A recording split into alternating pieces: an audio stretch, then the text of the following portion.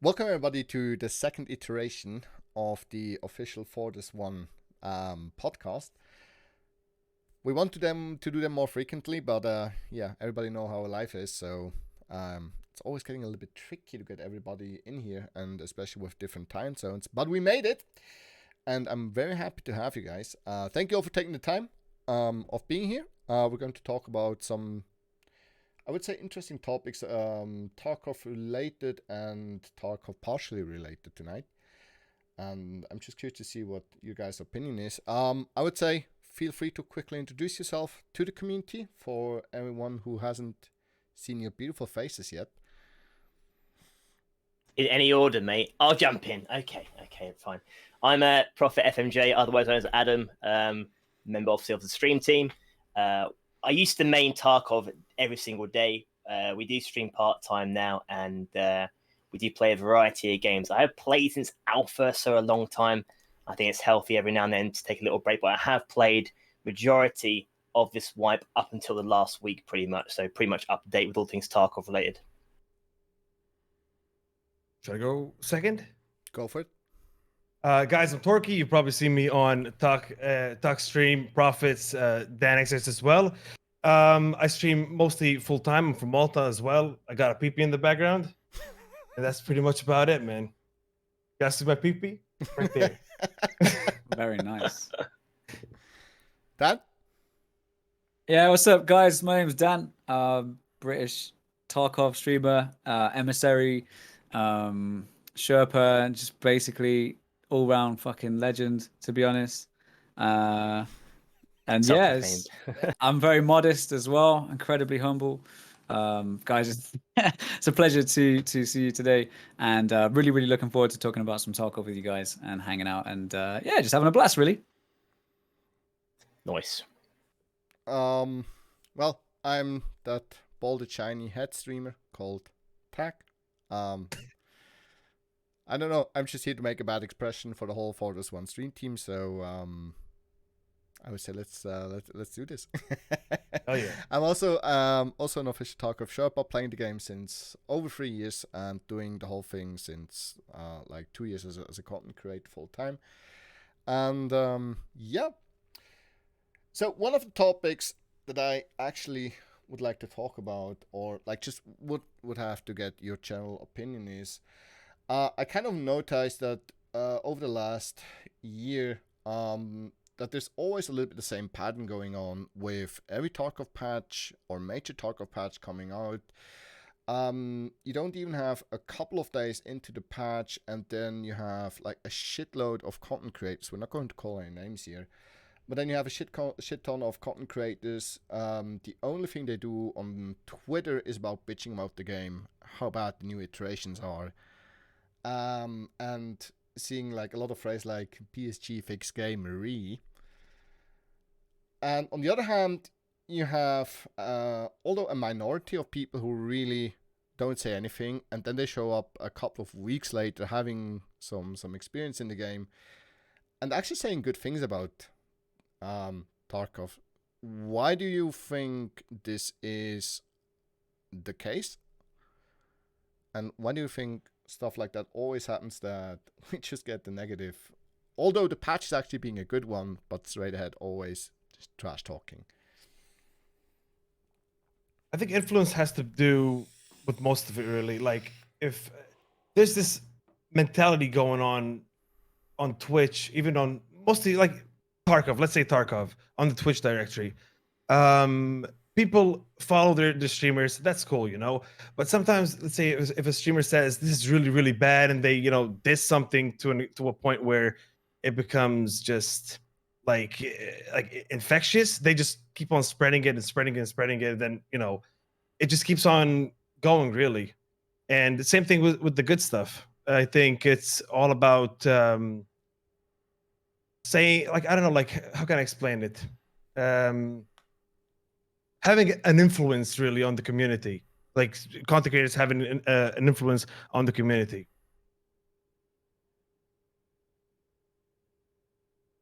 No, fair point. I think you use the word influencer, although I hate that word personally. I know you use it to yourself particularly, but as a streamer, on the platform of Twitter, on Twitch, you do influence people with what you do, what you play, what you say. If you're more popular as well, if you straight away go out there and tweet something about the game in a negative light straight away, it's impactful. It can get a lot of attention because you're instantly jumping on that topic of conversation and slagging something off to a point where it's going to give you more hype, I suppose, essentially. But a lot of the guys, I say the old school guys that play the game when it first came out, I'm talking, there's a lot of guys here, including myself, did that, have seen the game progress a long way now from when it first came out. And it has improved a hell of a lot. Definitely. But I think at the same time, when you've done that, it comes frustration as well. And you'll have watched me. And if I'm having a bad day, I just jump off Tarkov rather than bitch and moan. I'll just say, listen, there's obviously issues here. Rather than be negative, I'm going to jump off and play something else rather than point them out again and again and again. Because everyone knows what the issues are. They're obvious what they are. But they have improved on the majority. Definitely, I agree. But there's still some fundamental ones I'm sure we'll discuss throughout this podcast that need looking at. 100%. Like it's not really healthy. Like if you're not enjoying Tarkov, if you're not really having it, why you shouldn't force yourself to play it, and go around. And I mean, sometimes on my chat I see people, they're having a hard time playing it. I think the best thing to do is just do scav runs and just don't take it seriously and just chill out a little bit, because if you just keep on grinding yourself and you're just gonna keep on losing and losing and losing and losing, it's just gonna be a bitter taste at the end, and you're just gonna hate it more and more, Hell yeah. I mean, that's something I noticed is you have a lot of the guys out there, like in the first week, they're going absolute apeshit in Tarkov, playing the game like almost 24/7. And then hitting 40, they get all the quests on, and they're like, dude, Tarkov is so boring. I don't have anything to do now. Pretty much. Well, the thing is, there's pressure. There's pressure on if you're a full-time content creator, to get to a certain level fast anyway at the start of the wipe, to get access to the new gear, because gone are days now, you give you press packs where you get access to all the gear straight away. You have to grind through levels to get that stuff to show your viewers. And I don't know, a lot of guys have left Tarkov recent patches. I've seen quite a few do that, honestly. But the whole point of getting that fast rank up is to advertise, one, look at the gear, here it is, two, maybe a bit of hype about how quick you get to a certain level. But as long as they don't complain about it, it's fine. They then complain it's too easy to get that level. Well, most people don't play that amount of hours early wipe to get levels fast as maybe you guys do and other guys do. So got to keep that in mind as well. Yeah, I think from my perspective, at the end of the day, these guys that are bitching and that, what game are they streaming? What game do they keep coming back to? The truth is there. You can. Everyone complains about Tarkov. Obviously, it really depends on how you complain. Like I complain about Tarkov. We all complain about Tarkov, but it depends on the way that you present your arguments, the way that you present your criticisms is absolutely crucial. And it obviously, it separates those that are just complaining because number one, like it's great for engagement, right? Complaining on social media is absolutely amazing for fucking engagement. And secondly, we live in a culture at the moment where it's just popular to complain about stuff. Like just saying, oh, this is bad, this is crap, this is terrible, but then playing it 8 hours a day anyway. Is it really as bad as you say? Do you know what I mean? Obviously, Tarkov has its issues, but that's our job as testers, is to go, oh, I've had issues with this. Here's my feedback. Do you know what I'm saying? And unfortunately, we do live in an age where, number one, it's a popular choice and it's something that gets a lot of engagement from complaining.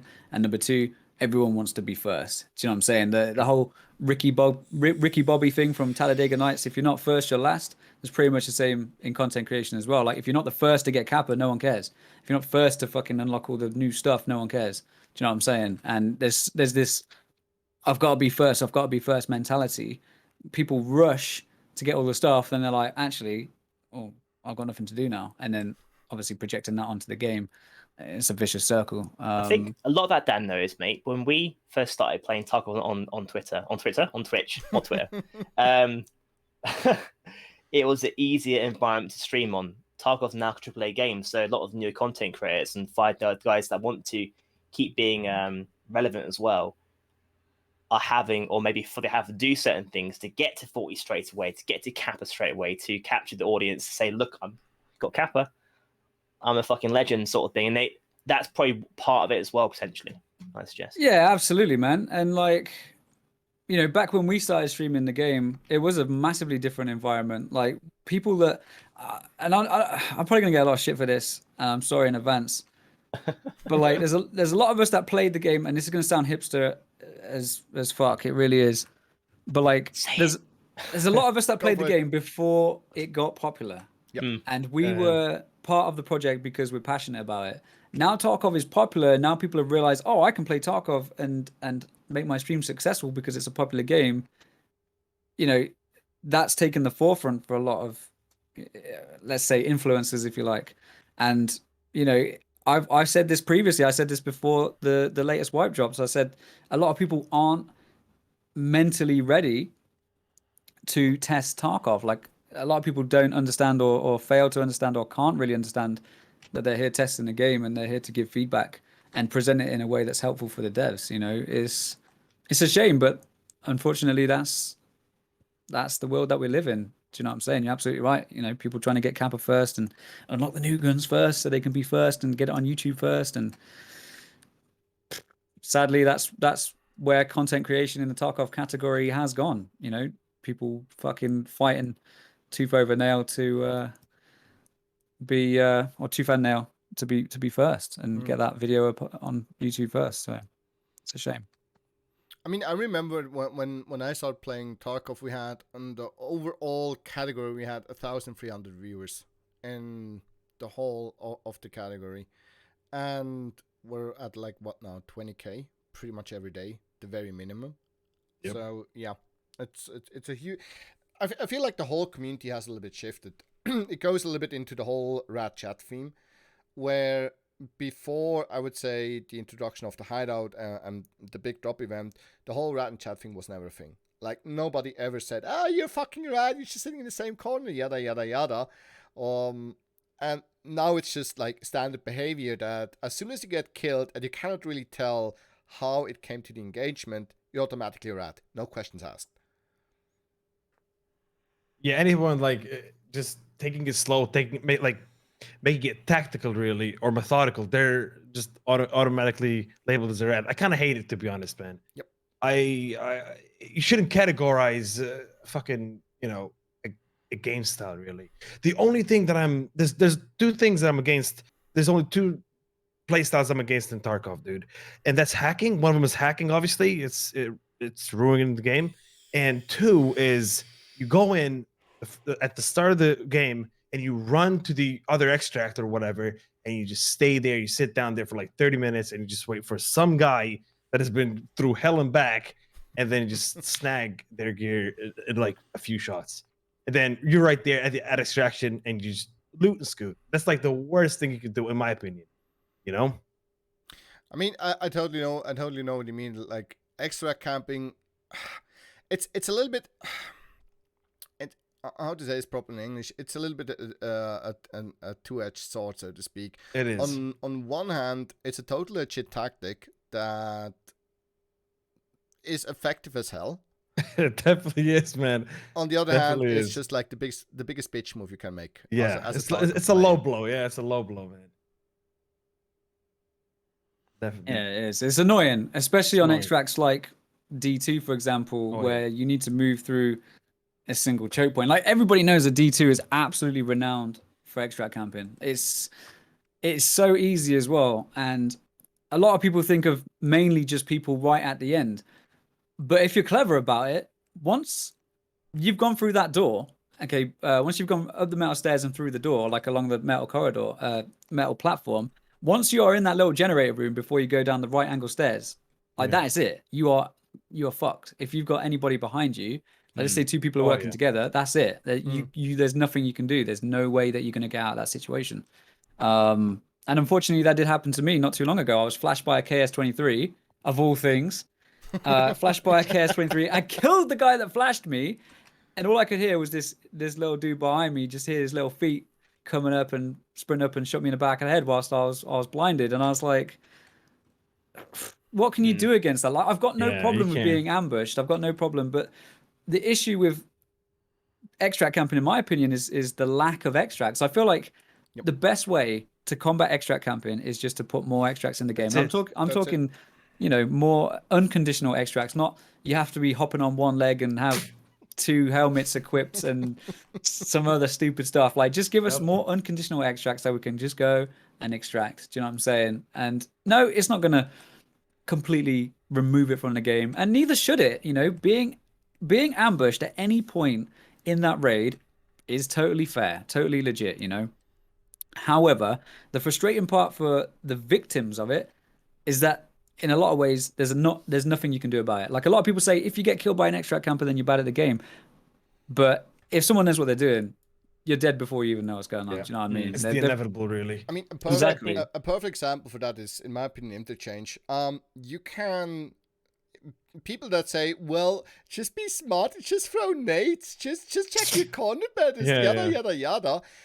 No matter if you go Rainbow or if you have to go to Emercon, it's nearly impossible for you as an individual to literally check every goddamn bush and angle and throw nades at them, because if you were to do so, you probably would have to bring in like 30 nades and clear every goddamn bush before you're actually able to say, hey, now I literally can go to the extract. And by the time you did that, there's a bazillion scav players that heard all the nades going off, running at you from the behind back, you, and literally shooting you in the back of the head. So it's an argument that I hear a lot, which is just, in my opinion, not a valid one. You can certainly minimize risk, though. So that same extract, for example, if you approach from the right-hand side or central to Emercon extract and hugging that right-hand wall, you're elevated, you're an idiot. Because you're elevated and you've got all the angles hitting you. If you go on the left-hand ramp and go for that little hole in the wall and hug the left wall, if you're minimizing the contact radius by 180 degrees straight away, and you can probably clear to your rear. So really, it's just to your right. So you can minimize it. What you can't minimize is D2 extract or anywhere where it's CQB. But I don't want them to remove those places, because you can't have everywhere in the game. It's all open spaces. Some places are going to naturally be close quarter environments, and you're going to have to suck it up. And as long as not every single game, I can deal with that. But I think a lot of these play styles have come with more popularity of the game. And guys that just going, do you know what? I'm dying every other situation. I'm going to count this extract because I know I'll get the kill. And D2 is the place to do it, because if you lock it down, you got the kill straight away, essentially. And it's all right. What I find the most cheekiest place is the approach to D2, like Dan was saying. The cylindrical container with the wooden slat on the floor and the loot on the floor is light facing you as you come through from upstairs, and they can hide the back. And even with light shot out with 4x zoom, you can't see in the dark areas. And I was killed myself last week there, and I stopped playing off that game. So I was like, nope, I'm done for today. Rather than get upset, it was a legitimate kill. It was a fully legitimate kill. No cheating, fair play strats. You outplayed me, but you got to expect that, because in Tarkov, it's not Call of Duty. People will do shit to kill you and get out and extract anything at all. And I might get pissy, but in reality, they're not camping extract particularly. They're just camping a choke point. So what can you do about it? Yeah, it's a main traffic area. You got to expect to have some sort of resistance, of course. Now, my only issue with the whole thing is when you basically have no choice but to go certain ways. So if and it always takes me back to my solution, which would be just more extracts. If we could get more extracts on all the maps, maybe double the amount of extracts, I would personally, I'd be happy. Do you know what I'm saying? Like, I'd be a lot happier, and it would then be your choice. But if you have no choice whatsoever, and it's just like, oh, this is the only place that I can go, for example, Emercom extract, and you got like 7 minutes left, and obviously there's no one going to be at the scav camp, you've not got time to check it, and you've literally got this one place left. That's what frustrates me, because I have no choice but to go there, to go to this location, which I know is going to be incredibly populated. Sometimes it's also the case that you don't have any other options because of your condition, like if you're low on energy, if you're low on food, and you're not having the opportunity to actually go look for some stuff, and you literally have to take extract X, so to speak, and go to that. So yeah, like the game sometimes forces actually you to go, or if you have like a light bleed going on, there's no freaking mets around or whatnot. There's so many varieties that literally lead you to an extract, and for me the prime example there literally is reserve, because there is no extract that you just can go freely. You have to met at least a single condition if you want to take one. That's true. I think that map in particular is very much scav friendly though. It's scav orientated, that map, because you like to have RR on you, turn the power on, and the main extract you get out with the bag at the start without an RR is D2. Really, unless you turn the power on and run across the map. That's one thing that I never understand about sewer extract on reserve. Like, dude, just take off your backpack, throw it down the sewer, and then go after it. Like, why can't you extract with a backpack? Yeah. It just doesn't make any sense. Yeah, if I fit, then my backpack definitely fits. Yeah. Agreed, yeah. Do you know what I mean? They could introduce one randomized dynamic extract per. So you spawn in customs, you maintain the normal extracts, but have one dynamic extract on the other side of the map where you can take, which might alleviate some of the camping. That's completely randomized. That will change 1 or 20 possible locations. That could, like as a scav, there's more options, but just put somewhere on that flank where you can get out without having to go through a certain way if you fear about getting camped. I mean, customs isn't too bad, honestly. It's mainly reserve and interchange, those ones that are the critical ones, I think, for a lot of people. Even Woods is fine, I think, honestly. Yeah, Woods, I think there's like a bunch of extracts now you can go through, dude. Like if you're there's always like a close by, not I wouldn't say close by, but it's just there's always like an option, you know. There's not always just that one, like you just go there and you're out. There's more stuff going on, which is pretty good. ZB's always open almost.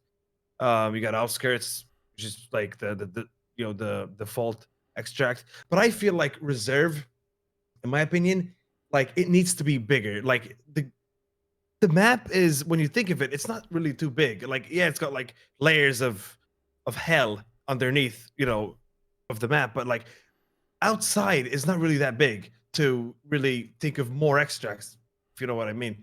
I think the map needs to be expanded to a point where they could like pinpoint more extractions for people to go through. Like, I feel like the map is not really done yet, dude. I feel like there's a lot more to it. Like, even when you look out in the outskirts where you're at Scavlands, it feels like there's a lot more to it there. You know, I don't think it's the final product at all there on reserve. This is like before the open world thing comes out. There's that big like it looks like semi kind of residential, doesn't it? It looks like, exactly. Housing, like apartment blocks. So yeah, I think that will come soon as well. I think we'll probably be able to go there soonish. It'd be nice. What I also noticed today, the BTV or whatever it's called, the BTV, the armored vehicle in Scavlands, is the same one that is in Streets of Tarkov. The trailer at the end, you know, the BTV like rolls up. There's some guys that jump off it. It's actually the same one. Maybe it's like it leads you to Streets. I don't know. I have no idea. That'd be cool. That'd be pretty cool, dude. Another thing that I kind of noticed, maybe you guys did too.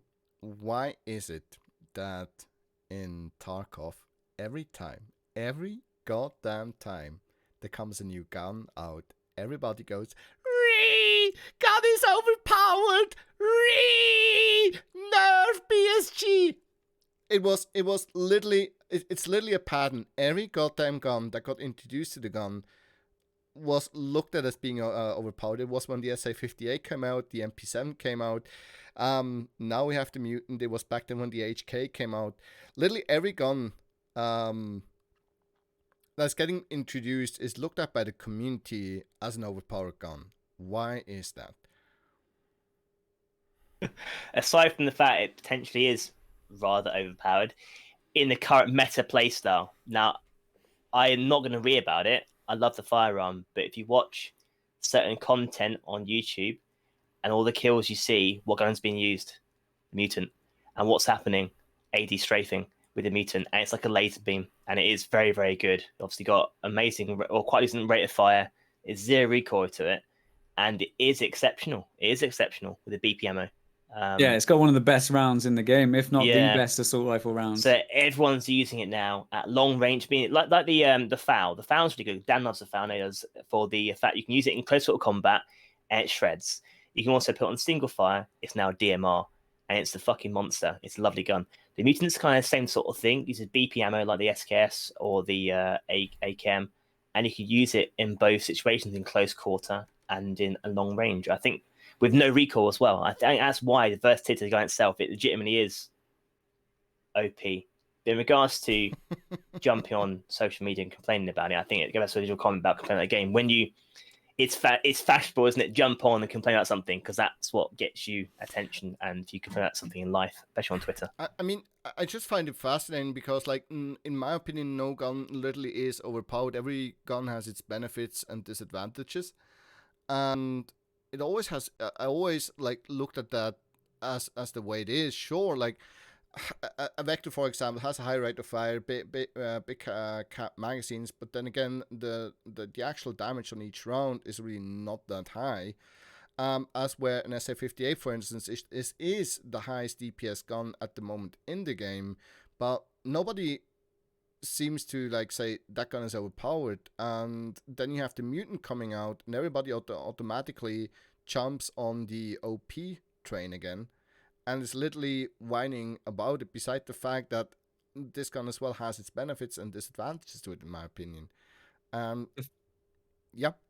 I was just going to say the thing with the 47 is that it doesn't have any disadvantages. That's the thing. Like with the SA-58, your trade-off is that it's heavy, it's massive, ergonomics, and the ergo is dog dump.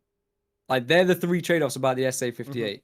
With the Mark 47, it's small, compact, light, no recoil whatsoever. Well, I mean, now that it's been adjusted slightly, it's a little bit better. But pre-patch, when it was like what 37, 38 recoil. Something like that, full auto 7.62 BP in a time where majority of players are wearing class 3, class 4 armor, and it was fairly accessible as well. It has had a massive price increase recently as well, right? And it was available earlier on trader-wise. I think it was Skier 3. I think 2 or 3, yeah. Yeah, please correct me if I'm wrong, but I think it was Skier 3, Skier 2, Skier 3, and then it's basically been sort of. BSG have gone, oh shit, everyone's using this gun because of this, and Nikki even said himself, he said when he sees metas forming, he likes to change that.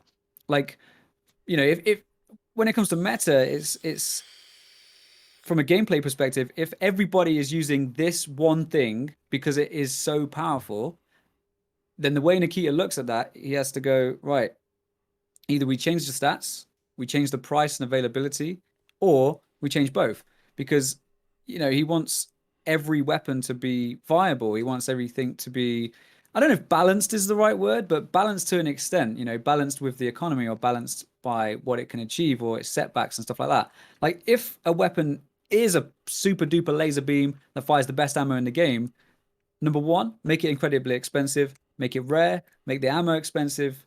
There are ways around changing, how available these things are, and that's the way that I see it. Like I don't mind something being super OP, but I just don't want to see it every single raid. It's like, oh shit, that guy's got a Mark 47, that's awesome, rather than like every single raid you hear the same weapons all the time, because number one, it's boring from a gameplay perspective, and number two, that's not the vision for the game anyway, to have these super OP weapons that everyone's just instantly drawn to. So has anyone here fired a Mark 47 before? Nope. What's it compared to guns that you fired? HK 417 equivalent? That's not rare, it's a DMR. But what's it equivalent to? Anything you've ever fired before? So it's a 7.62 long round, isn't it? It's not a short round, it's a long round. So it's going to have a monster kickback and quite a large recoil in theory. Definitely. It's the same as AK ammo, isn't it? 760 by 39. So isn't it? Yeah, exactly. But it's not. Yeah, so it's a lot. It's quite a punchy firearm, so the fact it has low recoil is quite surprising to me. So whether that's intentional, just throw it in there, or because it's not real life particularly. I have Lily chat telling me here it's like literally firing an AK with a little bit less recoil.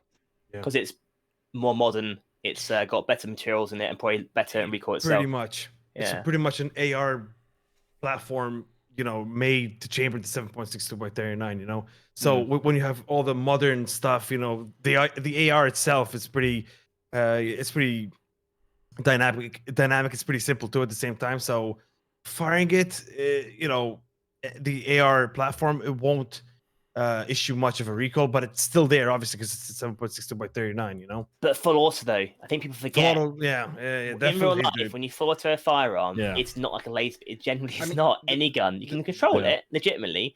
It's not as accurate as in Tarkov occasionally, and some guns do replicate, especially with low modification on it. But at the same time, the game's also RPG, so you can increase your stats at controlling recoil and everything else. You've got to remember that it's in the game as well. But I think likely it'll get nerfed in the future and it'll be made to have more recoil. I think that because when you compare guns like MP7 in the game and SMGs don't have crazy recoil because they use quite small caliber ammunition in the first place. Like MP7 and those guns should be they should be better in theory in close quarter. SMGs are obviously not long barrel; they're short barrel. But then you got this monster mutant firearm, which I think it is OP, but I think it will change in the future very soon. I think one of the things that we need. Sorry, Tachales. No, go for it.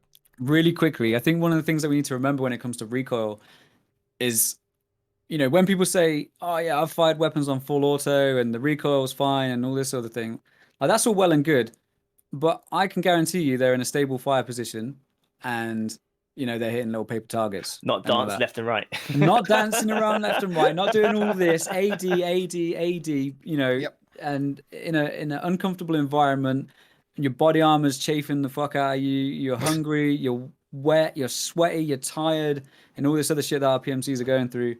There's a difference between being in a nice controlled environment and having a nice stable fire position and going, yeah, recoil is fine, and then there's being in Tarkov and strafing around and still being able to like laser beam and stuff like that. So I think one of the main things that we'd like to see, and this might even come with inertia, is perhaps a more unstable firing platform when on the move, when strafing and stuff like that, especially while strafing, because when you're doing all this and you step in and all this sort of thing, especially with gear on, all your kit is just doing all this. It's like we know how inertia works in real life, and that's obviously going to have an effect on your point of aim. You're not going to be able to keep your weapon perfectly in line, like this, especially when you're breathing out of your hoop, So that's not even inertia though. It's when you're stepping, you're placing your feet.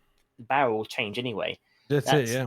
But that's not even inertia. That's a stepping. That's just walking. Yeah, that's your Michael Jackson, but doing a sideways moonwalk. You see some of the scabs, dude. They're fucking pros at it. But yeah, I agree. It's a tough one, man. It's a tough one. I think if the recoil stays how it is with all the guns in the game, but there's a penalty to on the move recoil, I think people would probably feel a lot of weapons feel a lot more natural, and the movement feels more natural, and things start making a little bit more sense rather than getting strafe headshot from like 50 meters away. So that's just my take. Torkie? I totally agree with you, all of you. I mean, lately I've been playing the game a little bit more fast paced, going around, strafing, seeing how it really works. I was trying to see, because I've always been a very tactical kind of guy, going around, see what's going on. Nothing too crazy. But lately I've been trying to Chad. If you know what I mean, just pretty much Chad. And I feel that it just shift W pretty much. Painkiller, just go zooming in. I feel like it like the gameplay, just playing it like that. Do you get used to that? I mean, I think it's pretty OP. Like, I think it's pretty busted. Sometimes I would rush someone and they wouldn't even know that I was there, and I would kill them because I would notice. Sometimes when someone rushes you around the corner and you just die, and then you see him as you're like falling down, I think that's been like that's still there. It's still there. It's still active. I think it's got its flaws. Obviously, if you're on the ground out in the open, you're just gonna get shot in the head. But inertia needs to happen, in my opinion. Inertia definitely needs to happen. The peaking is out of control, in my opinion. Just too much of this. Yeah. About movement, though, about like sensitivity, I'm not sure. Like that's it. Kind of like if you decide to go in with a bunch of armor, having really slow sensitivity is it's pretty much gonna leave you dead, in my opinion. If you're used to running, let's say, I don't know, that certain sensitivity all the time. Let's say if you put a crazy Zabralo on or for some reason, having like minus 50% of the speed, I think it's pretty much gonna kill you, in my opinion. But I don't know, inertia needs to happen, in my opinion. Like it has to Definitely be out there. It has to come. It has to be, a change, not just we're just gonna reduce the movement speed when this and that. It needs to be totally reworked, in my opinion. An actual mechanic rather An than actual like mechanic. It has to be something. I mean, It concerns me because they already reduce the strafing speed in the past. They released that, going to change. Yeah, and actually, you can't even tell. I can't tell. No, you can't. No, at all. And obviously, ergonomics affected by the kit you're carrying already. So if you wear the 4 armor, for God's sake, you can tell when you drag your mouse on your mat, you're literally hardly turning. So you have to increase it to turn faster. But that isn't inertia. Inertia, as you know, is when you go to one side quickly, the time it takes you to then adjust that position and come back into cover, like a peek in the corner, we drastically changed, hopefully. Yeah. It concerns me, the Keith said this number of times. I must admit, I missed the podcast where he discussed it in detail. Has he said he's actually adding a mechanic, or is it going to be rather just going to add a bit of inertia, which might translate to be a bit slower movement, left and right? I think there's 3 different styles that they're working on. 3 different inertia, what's the word? Solutions. Which basically, is is it Newton's third law or something? Object in motion stays in motion and all that, regarding that sort of thing. And yeah, I think it will. I think the different factors to inertia will be more of a speed up and slow down period. So if you've ever been overweight in game, and when you go to sprint, you take that little bit of time to build up, and then your PMC is like, finally, okay, I can kind of sprint now. That sort of build up, I think, is going to be basically across the board. And then obviously time to change direction from a strafe is going to be increased too. So for example, instead of being able to go do like peak, it'll be, okay, you're strafing and then you want to move the other way. Well, okay, now you're going to have to, shift your weight. You're going to have to slow down a bit. Okay, and then we can move back, It's all good and well, Dan, though. That initial peak, though, say if you're about to hit a corner, you peek out, take out a shot. The negative then part of that would be it'll take you longer to get into cover again. That's all good and well if the desync is also fixed, because that's part of the issue as well, isn't it? The reason why it's so effective doing that is, if you're aiming at a static target down that hallway who isn't moving for the last 10 seconds, and you're the guy quickly peeking out, as it's in your advantage straight away, potentially. If that's also not fixed, that could also be an issue. But Pika's advantage is only an advantage if you're if you're ahead of the server. So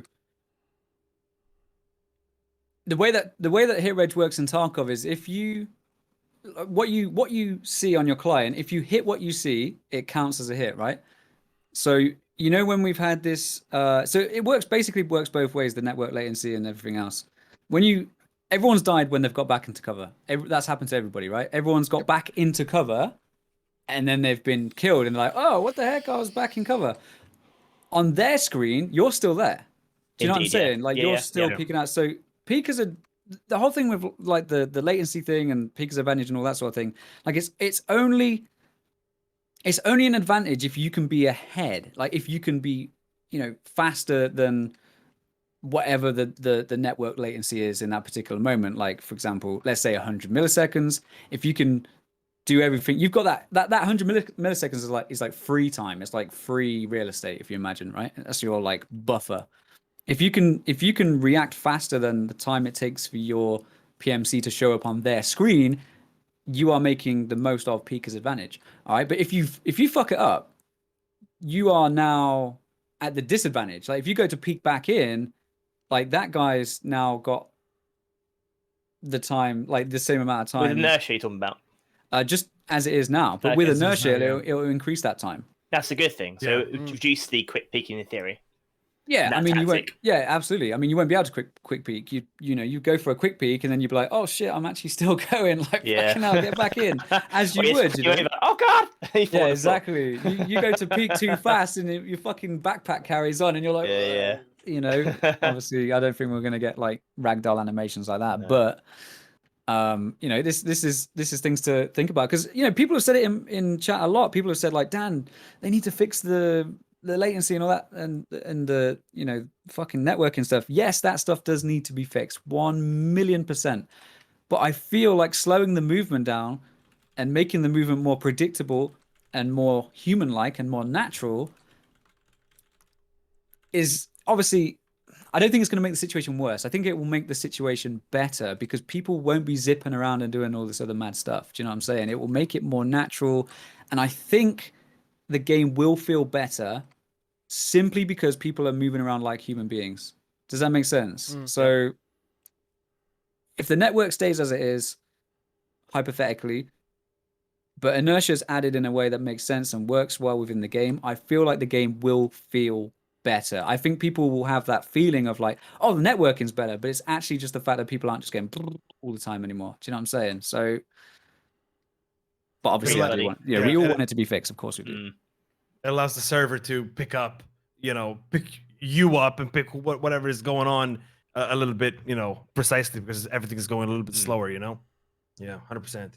There are some servers though in the EU that I've heard from the community that are known to be very, let's say, bad when it comes to the tick rate or desync, really. Apparently it's the London server and the Swedish server. I'm not sure what's going on with those servers. I've ticked them off, and since then I've ticked those servers off. It feels like it's better, and every time I put those servers on, it feels like I get a little bit more desyncy deaths, really. I'm not sure what's going on. I don't have any proof, but I've been hearing it over and over and over again. So maybe something to look out. I have no idea. Definitely. One thing to come a little bit back to, that I personally kind of would love to see if like the whole stamina thing would pay a little bit more attention to. Like, at the moment, you literally, no matter of the state of your stamina, unless it's like completely depleted, you still have a steady aim. But as in real life is when you did like 100-meter sprint, for example, you won't be able to like raise your gun, do that laser beam fire, turn around, get the next target, because you're literally so much out of breath, dude, that you have to calm down a little before you can pull up a shot. And this is something that is not being in the game in that way at all.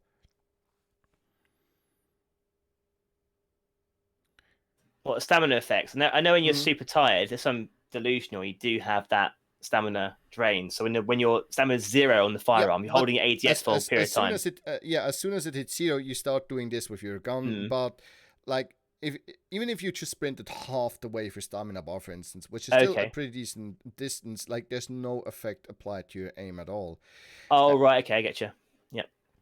Have some sort of middle ground sway effect where you're doing that, not exactly aiming straight. Because in the end of the day, whether the game is acknowledging it or not, you're constantly in CQB stance the entire game. If you're sprinting, you're there the entire time. Let's ignore the fact that's impossible. But when you're ADSing, though, regardless, even after middle sprinting, you'll be knackered, be doing that the entire time. For sure, man. Yep. So definitely. I wonder if they ever do that. I like to see it. I like to see the weapon like a resting position. Yeah, and part of that then, as you mention it, like in many FPS games, when you're walking, patrolling around, you've not got imminent threat. Your rifle's down to the point in the floor, 1 meter rule. If you're expecting contact or clearing a room, your rifle's up there in CP stance.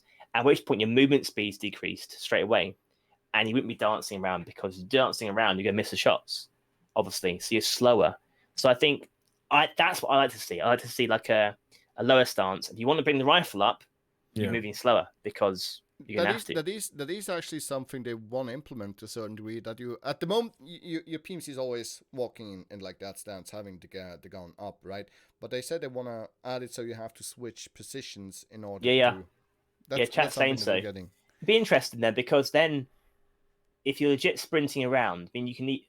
Everyone knows you can run with the rifle. You can run with the rifle any way you want to, in the air, down the ground, bloody strafing everyone around you. You get knocked out for doing that sort of thing. But you can do that, but you're not going to be accurate with it. But then they could introduce maybe a hip fire, legit hip fire mode in the game where literally you are firing from the hip, which is less accurate, but you can actually immediately react to that contact in front of you and spray some target down legitimately really close, or at least suppress the enemy. And then you have to bring the rifle up in name, like in many other FPS games. That would be pretty cool, dude. No, it might be a bit too much. I don't know, man. I think everyone here likes Tarkov the way it is challenging and a bit realistic at the same time. And most people aren't COD gamers here. Battlefield maybe, but not COD gamers. So we like that challenge, and the more it becomes a bit more COD-like, the more people will get annoyed by it and frustrated, I think. How do you guys feel in general about the fact that if you get hit, you're losing massive amounts of stamina? Like, do you feel in general it's a good implementation into the game, or do you feel like it's a little bit over the top the way it is right now? I think it is a little bit over the top. Sometimes you get shot twice and 3 times, dude, and you're stuck, man. You're like out in the open, dude. You got like it's like literally someone just like broke your legs. You know, it doesn't matter. Like, you're out there in the open. There's nothing, like, there's nowhere to go. All you have to do is literally turn around again and fire at the guy, hoping to kill him before he kills you. By the time, you're probably dead. But I think it is a little bit too high. I think it is a bit too high, Talk. I don't think it's been like that before, like that high. It's always been like that. This is why I'm interested. For me personally, I feel it's a little bit over the edge, because you have situations where you're like in a hallway and you really need to get in cover fast, and then you get shot and you only can walk. You cannot sprint, despite the fact that you. I'm a player, for instance. I walk a lot in the game. I hardly sprint anywhere unless it's needed. So I'm very conservative on my stamina. Because I feel like I want to have that extra stamina left if I need to maneuver. Like an emergency. Exactly, an emergency. Yeah. And as you said pretty correctly, after 2 or 3 hits, your stamina is completely depleted and you're like dead in the water. Yeah. I also feel like lower pen ammo, I think it takes it down even further. Like, I think it just chunks down your stamina a lot quicker because it's just blunt damage. I'm not entirely sure about that though. I feel like I got shot by like rip rounds to the chest, dude, and I literally just stand still. Like I like literally from no sprinting, and I'm just walking into some guy that starts shooting rip rounds, and I'm like literally just standing still without any stamina. I think it's just the blunt damage just plays a part into that.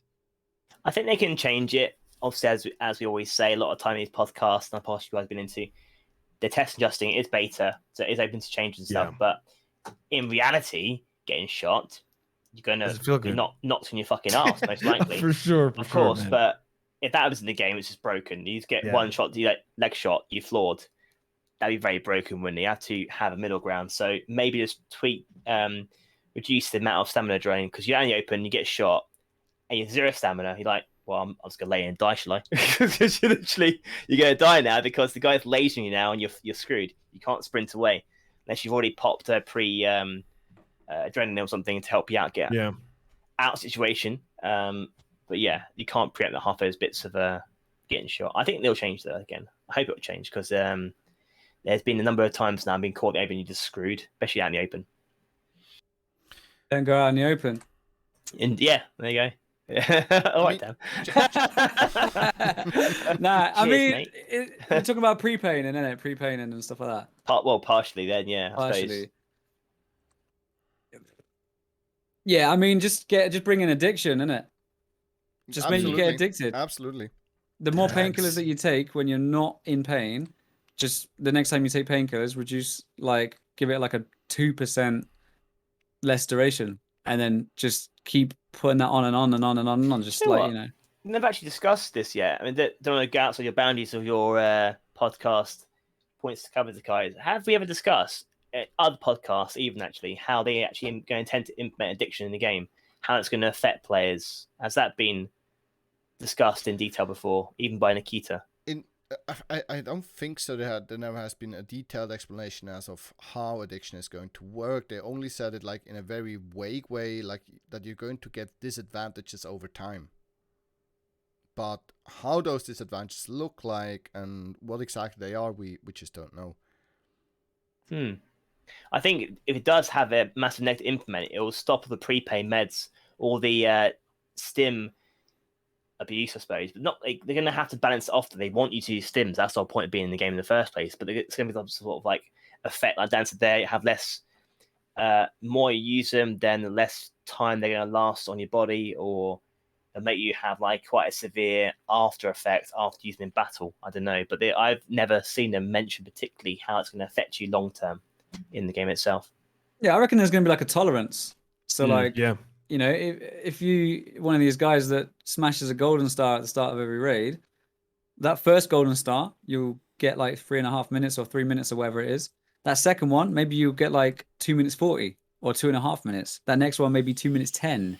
You know, and so on and so on. If you keep blasting these golden stars to stay on the pre-pain, every time you do it, it's going to be less effective. You know, it will have this like knock-on effect. And Chat made a really good point there as well. Perhaps with some of the stims, we could see toxicity being implemented, or not so much implemented, but utilized, because obviously we've got the toxicity thingy, right? The little toxic symbol. So perhaps we could see something like toxicity for those players that like to use like mule stims or SJ6s or whatever. Like everyone wants to be at the resort first. Well, yeah, use an SJ6, but you're gonna have some toxicity. So if you want to use another stim, you gotta be thinking about that balancing out, or using things like augmenting antibiotics or stuff like that to kind of like, or some other kind of anti-toxicity drug to then kind of balance it out. Which what that will then do is create more of a money sink. So it's going to create more things for people to spend their money on. They're going to have to prepare better, you know. And Tarkov, in my opinion, is all about preparation.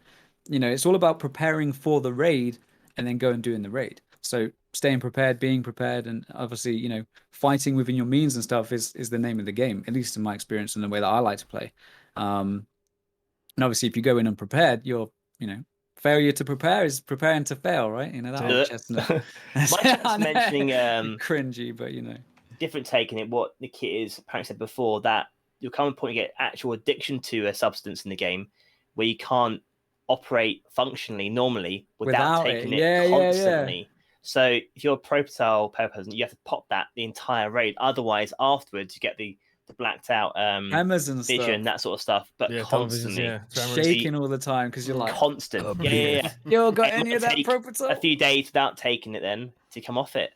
Yeah, I think that's cold turkey. I think legitimately, that's what chat's saying. The kid said before, which is interesting taking it. I think that's quite makes sense. Yeah, I mean that's addiction, man. Anyone, you know, and I don't want to get too deep on this, but anyone that's ever dealt with addiction or knows people that have dealt with addiction, like when they're not on their vice, they're not on what they need, what their body's craving, it massively affects them, and it's not, you know, it's not pleasant. It's not a nice thing. So I would, if that could definitely be a side of addiction as well that I would support for sure.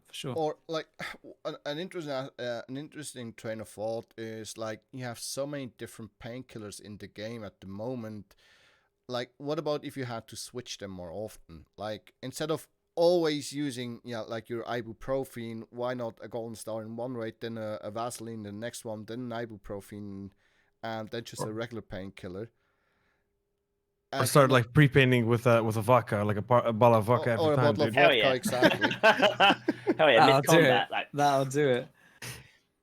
Not even ask question why Vaseline and Golden Star is a painkiller, but anyway. I know. I mean, Vaseline is obvious. Is it? I mean, wow, dude. Depends on its application, of course. Wow. But I know where you're going with that. Jesus Christ, it works. Jesus. This guy. Imagine you get like a 4-slot tub Vaseline, like 50 uses on it, dude. Like a 2x2 Vaseline, like a big. Just gunk. Just close it down and just put it back where it belongs, you know? That's it, dude. You use Vaseline, that would be 30 amazing. minutes duration. zero toxicity, nothing. You're ready to go, man. Looped up. Yeah, but it just takes up your whole container. That's all you can use. The animation would be interesting then. Dude. Certainly would. Certainly would. To move on to a little bit on a different topic. So, I mean, we all know about Scav Karma and how it works. One thing I noticed, the way Scav Karma currently works is you only get benefited if you're a good Scav. The thing is, if you look at Tarkov, the way the whole state kind of is in, everything is in freaking decay, and I hardly believe that every Scav in that like universe is like behaving. So why is it that we only get rewarded for being a good Scav, but if we get severely punished actually if we're a bad Scav? Like, what? One way or one idea that I have is like, why not make it its own path with its own perks? Like, you get benefits and disadvantages as a bad Scav, as you get benefits and disadvantages if you're a good Scav. Oh yeah, that'd be sick, dude. Like a talent tree sort of thing. Like that'd be sick, man. Like you got bad Scav Karma, and then yeah, definitely 100%. I would love to see something like that. That's something that most of MMOs have too, and Tarkov has some MMOs features. So Exactly. I think that would be a great way to do it. I agree, definitely. I don't know how they would do it, but I would love to see how they would do it. Just before, actually, I think. Sorry, Dan. No, go for it, man. Do it. You sure? Okay, cool. We discussed it before, actually, on the podcast. Me and Kais were with Red 7, actually, and said that when you punish scavs for killing other scavs, which is in the law, isn't it? They do that for better gear and stuff, as Dan will know more about me than me. You're cancelling out a play style.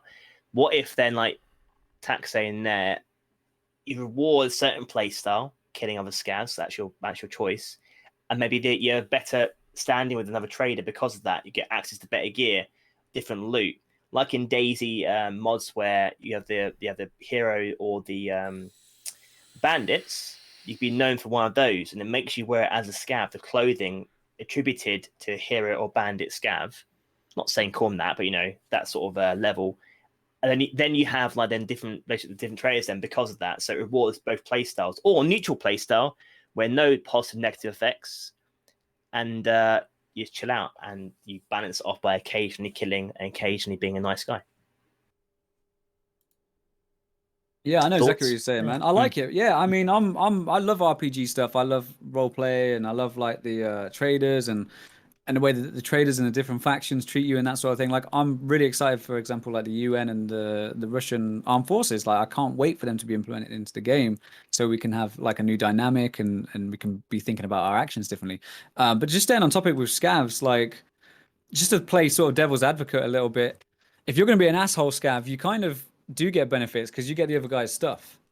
Do you know what I mean? So it's just to kind of throw a spanner in the works there, like, if you are a kill on sight scav, for example, and you just kill everybody and take all their stuff, like, the benefit of being that way is that you get everybody's stuff that they've looted, right? You get everything that they've picked up and what's on their person already.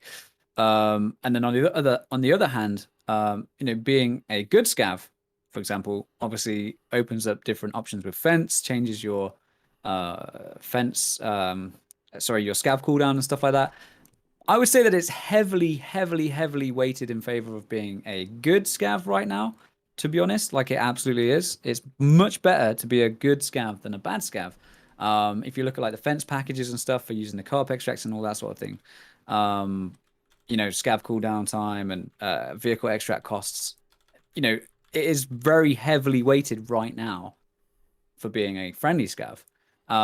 But I would absolutely love, like you say with the traders and stuff, is to have different paths. And I think right now, a lot of players, me especially, myself included, like, we have been lulled into like a false sense of security right now. Like, we're all used to scavs being friendly, right? We're kind of used to it now. And it's like really shocking. We've gone from like every scav being kill on sight, and it's a surprise when another scav actually cooperates with you, to now the norm is cooperating. Yep. And people are surprised when scavs don't. And this is in the space of a couple of weeks to a month, right? you know, it's very interesting just how quickly the player base has got conditioned to every scav being friendly, or majority of scavs being friendly. That said, we definitely need pros and cons for both sides of the, let's say, the karma tree, you know, both sides of the coin, for sure.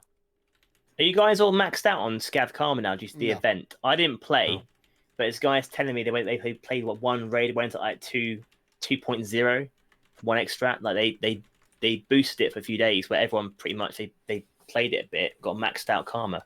I wonder why Nikita did that after releasing the wipe and everyone's progressing through and such. And now suddenly one day this event happens and lots of guys are maxed out. Dude, Karma thank you so much 6. for the host and the rate, my friend. I think they need more Appreciate people the to be support, high my brother. level. Hope you're doing Karma. great, dude. And Previously, shout out, guys. If you have a moment, you know, go I over was to my dear I friend, was the considering Elder myself Turtle, to be guys. Show quite us massive high love level and some Karma support. at Dude, thank like you so much. Sorry, in the middle of 2.07. I podcast here, my thought, you friend. know, I was a good scav. Now like 7.8 or something, because the rewards were tripled and the diminishing returns was all reset. So it turned out that you could use a VX and you got like 0.7 for a VX, and then it was 0.75 for a co-op extract. So all you needed to do was like, if you did all 3 VXs twice and a couple co-op extracts, you basically maxed out Karma. And I think it's because Nikita wanted to get more information on high level Karma players, basically. Players, yeah. Yep. To see what they're gonna do with that Karma. They're gonna keep it, if they're gonna like diminish into, you know, killing bosses with it. Yeah. Yeah, and obviously more players have access to max fence rep as well, max level fence. Who, by the way, hasn't given me anything nice. I'm very disappointed with max fence actually, because he's got loads of coal packs and packer armor and tea bags, but I don't need that shit, and it's cheaper on the flea anyway, because there's no 30% discount for whatever reason. I don't know what's going on, but I was so excited to get max fence. I was like, yes, finally. You know, hit the tab and it was just like whole packs, and I was like, it's not really what I worked my ass off all day for, but all right, fence, cheers, mate. But yeah, no, I think BSG, you know, saw just how painful it was to get higher fence rep, and was like, let's do a couple of days where people can like max it out and see what happens. So, and how the AI reacts to high level scavs as well. Yeah, absolutely. So basically how the scab bosses react to you and how other scavs react to you being a high karma player scav. I mean, it also depends. Like we heard Nikita mentioning that you maybe will be able to spawn in maybe as a scav boss, maybe as a scav boss guard at some point, and like there are so many cool ways to improve and take the whole scav armor a level further. That also he kind of mentioned it. He made I didn't understand if it was a joke or not. Like he meant something. If your scav armor is high enough, you may enter labs as a scav. So it's kind of interesting to see where this whole thing could go. I think go for it. No, go. You sure? I'm sure. Go, I think labs be a step too far as a scav, honestly. Be a nice thing to work towards, maybe when the game's fully released, if it's a hard thing to do to get to that scav level. And completely maxed out, you can get in there. But I think scavving labs is a bit too OP, honestly, if that was the point that you got to and you get in there and loot everything. And depends when you got on there as well, frankly. Like mid-game or even late game, there's a lot of guys that will be in labs and die to all those raids and such. And it'd be free loot. Be like, cheers, game's over now, because I'm going labs every time and get all this stuff out because it's all on the floor, good to go. I think that'd be a nice thing, but I think he might be kidding there potentially. If he does ever release that, I'll be quite surprised. I agree. Yeah, labs, you don't want to scav in, like, and labs is more like kind of map, like we're kind of used to it now, where we just go in, there's no really player AI in there, all the players are just, you know, PMCs. So yeah, scavving in labs would, like, even if you have like a really high you know, karma level, I think it may be a bit too. I think that can really ruin the economy. This got a really, really good point in the chat. I didn't even think about this, so I'm actually impressed. Who's spawned in as a scav with a labs key card in their pocket? Many times lately. Many in the times. past. Ever? Yeah, those times. Yeah. Yeah, loads of times. Yeah. How are we going to access labs in the future? Keycards. Having to go via customs, factory streets, or Reserve. a third map. I think Reserve. it's reserve, yeah. yeah. So, what would the possibility be of going in as a scav, spawning in with a labs key card, and then going to labs as a scav? That's freaking Why genius. not? Why not not? though? Why not? Yeah, that's I can't take credit for this. I can't take credit for that, but That's I cool, like dude. that. it came up in And the you're in a chat. map where it allows access to it, then I can't see why not. Honestly, you're risking at the start of the game as well, I wonder, or at a later stage. I think it wouldn't really matter at this point. No, I prefer to go in later. Honestly, going in at the start would be quite hard to go in there against these fully tiered players. But that's a great point, actually. Great point. That's a really good point. I mean, the way they could make it is just if you have a lab card and you go to one of the lab entry points, you just would dial into your server with a random time. So you could pretty much spawn at any time, like 5 minutes left or 30 minutes left, right? Yeah. You Yeah, find the that's key in the a thing. map. The key works, doesn't it, in the map? So why wouldn't a key card work?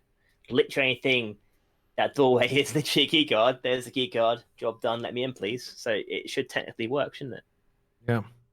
I mean, if you already spawn with a scav on a certain map with a key to it, like let's say you spawn on Shoreline for 220 key, well, you definitely would go to 220. So you already would be able to do that. Why not do the same with labs? It's a very good idea, actually. Yeah, true. Yeah. Yeah, it's good. I'm glad that it came up in the chat actually, because it's quite a good sort of thing to think about, isn't it? It absolutely is. Talking a little bit more about the whole scav topic, what would you guys think about removing the ability to choose which map you're going in as a scav and just have a button start scav raid and you would be thrown in at random? Oh, 100%. I'm down for that, dude. I like the uncertainty of it, really. I personally would love it. I absolutely would love it, dude. Just hit that start raid button and then you would just be thrown at any map at any time. It would stop the. I'm guilty in the past. I used to have like 1 or 2 servers chosen. I used to randomize for a number of reasons, but quite often, if you were on one server only, die as a PMCs, you could scav back into your same raid. So, and then the players knew where if you got in the same one, look at the code bottom left, you could run straight to your body and maybe kill the guy that killed you and so forth. So having that randomized map selection reduced those instances if that ever happened to you or you think it might happen to you. But it also makes it a bit more interesting and randomized as a scav. You're picking a scav, a random scav in Tarkov, and you suddenly then take over that scav. And when Kai's laughs when I'm talking, I always think he's laughing at me. And I feel then vulnerable and scared. Torkie's pissed off at me as well. He's left. And Dan's thinking, what am I doing here? Fantastic. Question in life. No, I can see pros and cons to both sides, man. Like thinking about it right now, my initial thought is like I wouldn't like it personally. Like I like deciding where I'm gonna go. You know, I like making a plan and saying, okay, I need this item. I want to go scavenge and see if I can find it in this particular part of the map that I want to go to. But at the same time, like not really knowing, just kind of get thrown in as a scav and going, oh, okay, this is where I'm at. Get your bearings. Yeah, I mean, I kind of like the idea at the same time. I do kind of like the idea at the same time. The whole thing about scavenging in is, in my opinion, you should just never be able to do it anyway. And there should be a kind of inbuilt checksum thing. So it will, you know, when you do a scav raid, it will be like, you know, what was the previous raid code? If it's the same, don't put you in. Simple as that. You know, you shouldn't be able to scav into your own raid with the knowledge that you had as a PMC. But I mean, it's a really, really interesting idea. And who knows, maybe we'll see it in an event sometime. Maybe there'll be a couple of days where we're not able to choose where we go as a scav, and it will just throw you in somewhere. And you know, a few days later, BSG will put out a tweet and be like, what do you think to that? And we can all give our feedback. And I think we might be pleasantly surprised. It might be a really cool, like, oh shit, we don't know where we're going to end up. Where we're going to go. Yeah, I think it'd be quite fun. To be honest. I'll definitely test it anyway. I mean, I already like the fact in Tarkov that no matter how often you played a map or a raid, there's always that big RNG part to it. Like, you never know how your raid is going to end. If you're going to survive it, you never know where you're going to encounter PMCs and whatnot. And that's really something I really enjoyed about the game. So being literally able to not being able to choose your map, great English there by the way, really would add to the whole uncertainty, to the whole RNG, to the whole I have no idea what's going to happen thing. To the game itself, and therefore making it actually more like interesting being able to play a scav. I don't know for you guys, but for me, like, the later the wipe goes and the more money I have, the less I'm actually playing a scav. Yeah. The more only Same here. PMC I play, because it kind of gets a little bit meh. But then again, if you have that huge RNG element and you're never knowing what to expect, would make it a little bit more interesting for me again. Yeah, I think a lot of it depends on what you use your scav for, like how you view your scav. Like for me personally, I'll always start the stream with a scav run. I'll always just do a quick scavvy when we start the stream, just to kind of get my eyes back on the monitor. And then we'll do like a couple of scav armies throughout the day. Like for me, it's just a way to play with people. Like, I just have a lot of fun. It's very, very rare that I will scav on my own. It's very rare that I'll go, okay, I'm gonna go and do a scav run outside of the first like week of the wipe, and of course outside the first scav raid of the day. So yeah, I mean, I always find it kind of enjoyable just to kind of go in and think, oh, what's going to happen? Who knows what's going to happen? So yeah, I think that could definitely extend to the map choice as well. Like just simply not knowing where you're going to end up, and you're just like, oh, I'm in woods. Okay, I'm going to go that way and see what's going on.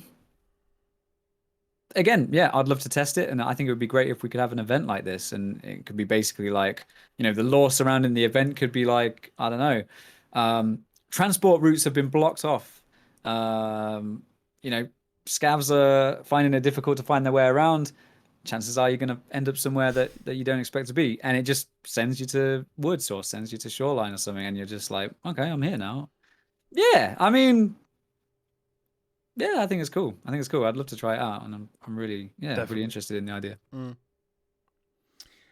To move to a little bit a different topic, as you all may have noticed, some of the top tier ammo is no longer available at the traders.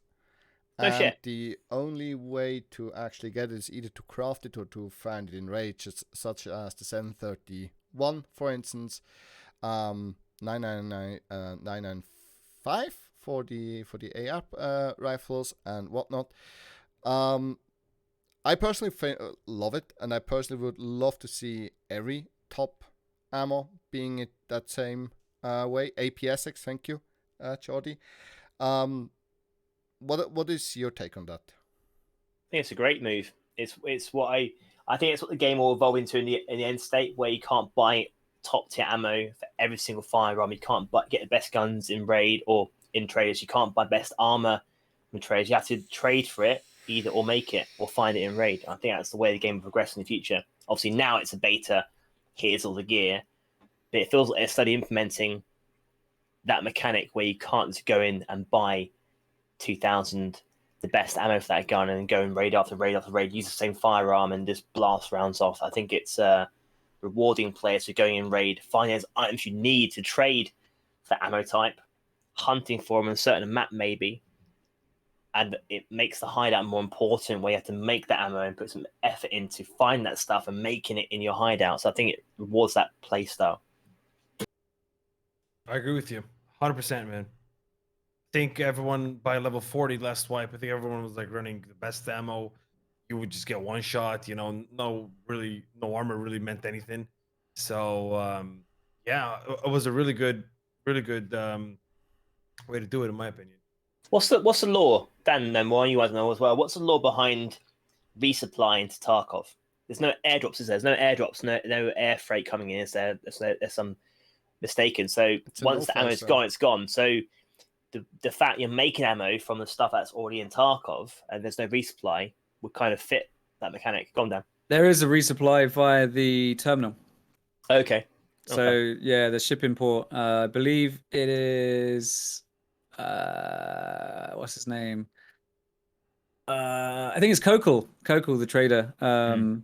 He deals with shipping and stuff like that. What we need to remember as well is that Prapor and Peacekeeper especially have got ties to the Russian armed forces and the United Nations.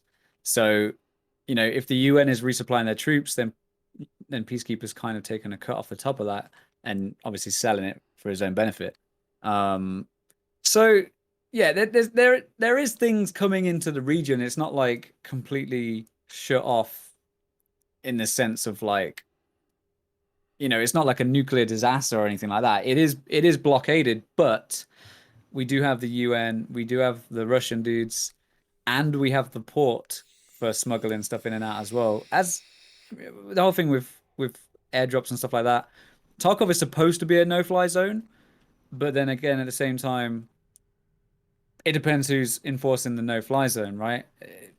If the guys enforcing the no-fly zone are in control of the airdrops, then they can fly around as they please. So it depends who's the authority, I guess. But it still supports the fact that ammo isn't ready as freely available as it would normally if it wasn't in Tarkov. So the fact you can make it in your hideout and stuff, be self-sufficient for the guys that don't want to be spending big bucks and the best ammo kind of fits, maybe, I don't know, in the lore and how the game... like crafting stuff, definitely. Crafting stuff is definitely a big part of you know, keeping yourself going, like surviving and stuff like that. Yeah. Otherwise, at a certain point each wipe, people get the biggest complaint people have this game is they get bored with the game. At a certain point, level 40, maybe say one now to Kappa, they get bored because they got all the best items, they got the best gear, they got the best guns straight away. And it's like, what's the point?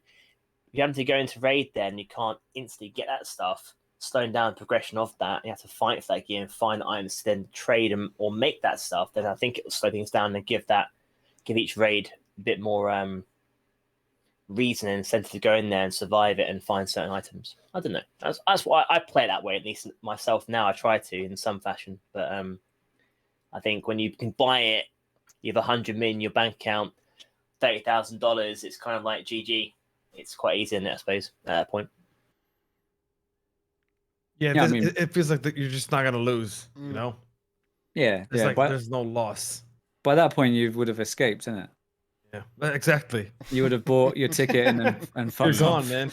Do you know what I mean? Like that's the big problem with the game at the moment is there's no end goal. There's no like end game, end goal, escape.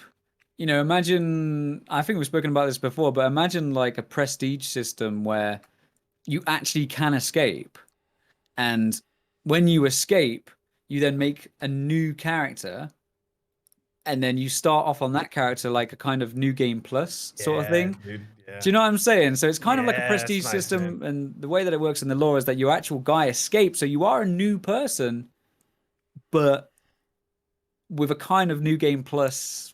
You had some benefits from what you did before. Imagine like a golden dog tag. A golden dog tag. Yeah. Hunt showdown, sort of equivalent bloodline. Not so you escape, and you get some sort of like perk or extra starter gear for the next life, sort of like a wipe. So obviously the game will have 2 accounts anyway, one that wipes incrementally with each season, and one that's permanent. But maybe they could have some way if you do actually escape, you get something. Again, like extra given to you, like a dog tag or a better melee tool, whatever, just to say, hey guys, I've escaped. Double stash size. Came back in to fuck shit up. Yeah, maybe, who knows? Exactly. Or extra line of stash size, why not? If you're a standard owner, having that ability to escape once and start again with that extra stash size, why not? Or, yeah, no, exactly. Or maybe you stay as your own guy. Maybe you escape Tarkov, and then something goes wrong, and then you end up fucking getting back in, but like you lose all your shit, your hideout's been ransacked and destroyed, but you've got like all your skills still, and you've got like that'd be pretty cool, dude. Maybe your trader rep stays. I don't know. I mean, there's so many different ways that you could do it. You could make a choice Like a soft wipe, yeah. Yeah, you could like soft wipe yourself. It sounds really weird. Yeah, dude. I hope no one's It's the way to do it. listening. I hope my neighbors aren't listening. But yeah, no, there's so much scope, and there's so much potential for like gameplay, gameisms to be made lore friendly and still like enrich the player's experience. There's so many ways that BSG could go about it, and like, yeah, it's exciting, man. It's exciting to think about. And the big thing that we do need to remember, of course, is the plan is to have two different accounts, if you like, like a persistent account and a seasonal account. And I think it's going to change the way a lot of people think about the game and the progression system. And it would be interesting to see how many people play on the seasonal side and how many people play on the persistent side, and who plays both, and the whole scav life thing as well. Maybe you'll have a scav, like a persistent scav, like your scav's got his own little hideout, like that's like really reduced in size, but he's got like his little cooker and he's got like his little bed and stuff, and little scav life DLC. I don't know, man. It's so much potential. Like, it's exciting to think about the future. Outdoor camping. Exactly. Maybe you could like be sniper scav, and your whole thing is being sniper scav, and you live on sniper scav rock, and you have a little hideout there or something. I don't know. It'd be cool. How do you guys feel about being able to craft more gear in the hideout? There's already some stuff you can craft, but not really things that people, at least me, are literally using, because it just doesn't make any sense. Would you guys love to see more stuff being implemented that you actually can make good use of? Like, let's say you be able to craft your Gen 4, or you be able to craft your you like helmets and whatnot. I want to see firearms be fixed fully. Because right now you can fire a firearm, and depends who you go to repair it. It repairs to a certain point, but never past certain maximum health. So down 95%, back to 97, and so forth. But then there's certain builds ready. We can take a broken AK part into the actual hideout and weapon parts, and you can make a new AK or whatever. I want to see weapon parts being utilized then to maintain firearms back to a maxed out level again.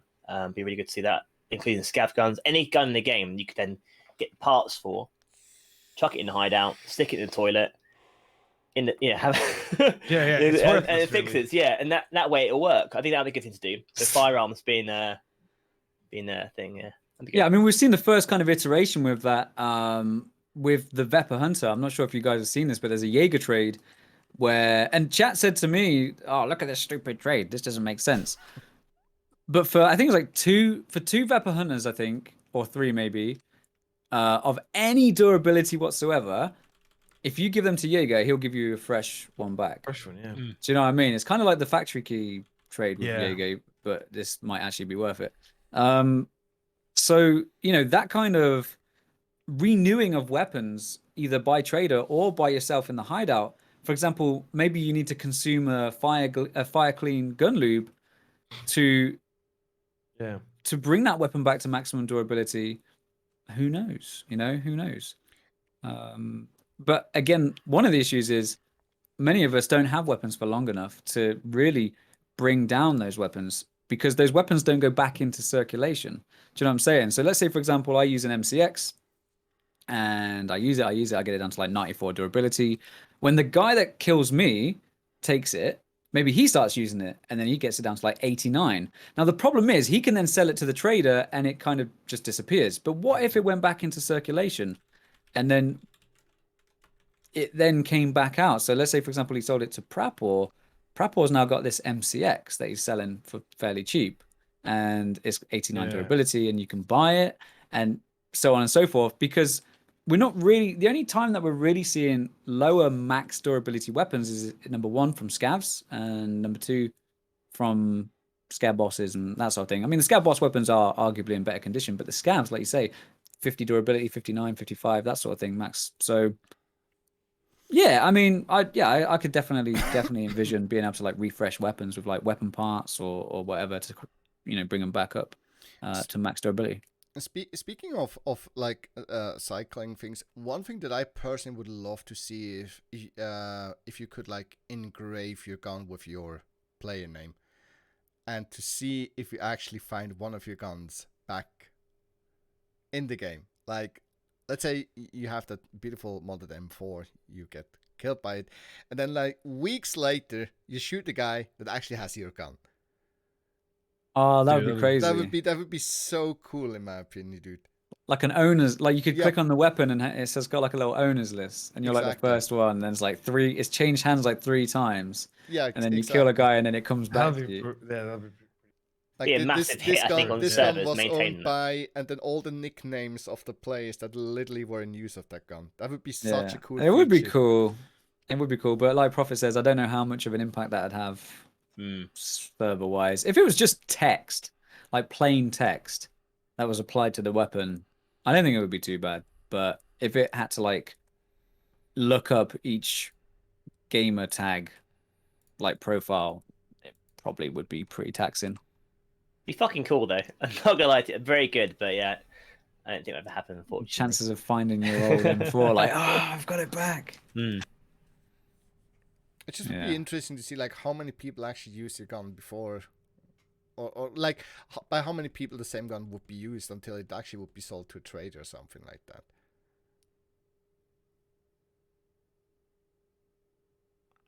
How do you guys feel about the new quests that have been implemented? Some of them actually are being super hard to do. At least for me, like the one with the scav bosses, for instance, where you have it's literally the guide, but with scav bosses. So yeah, like I already know for a fact that I'm never ever going to complete this quest because I'm way too much of a potato in this game to actually being able to achieve that. But the snowball challenge, I think they call it. Yeah. Yeah, it's actually a quest right now. It's crazy, dude. It's absolutely crazy.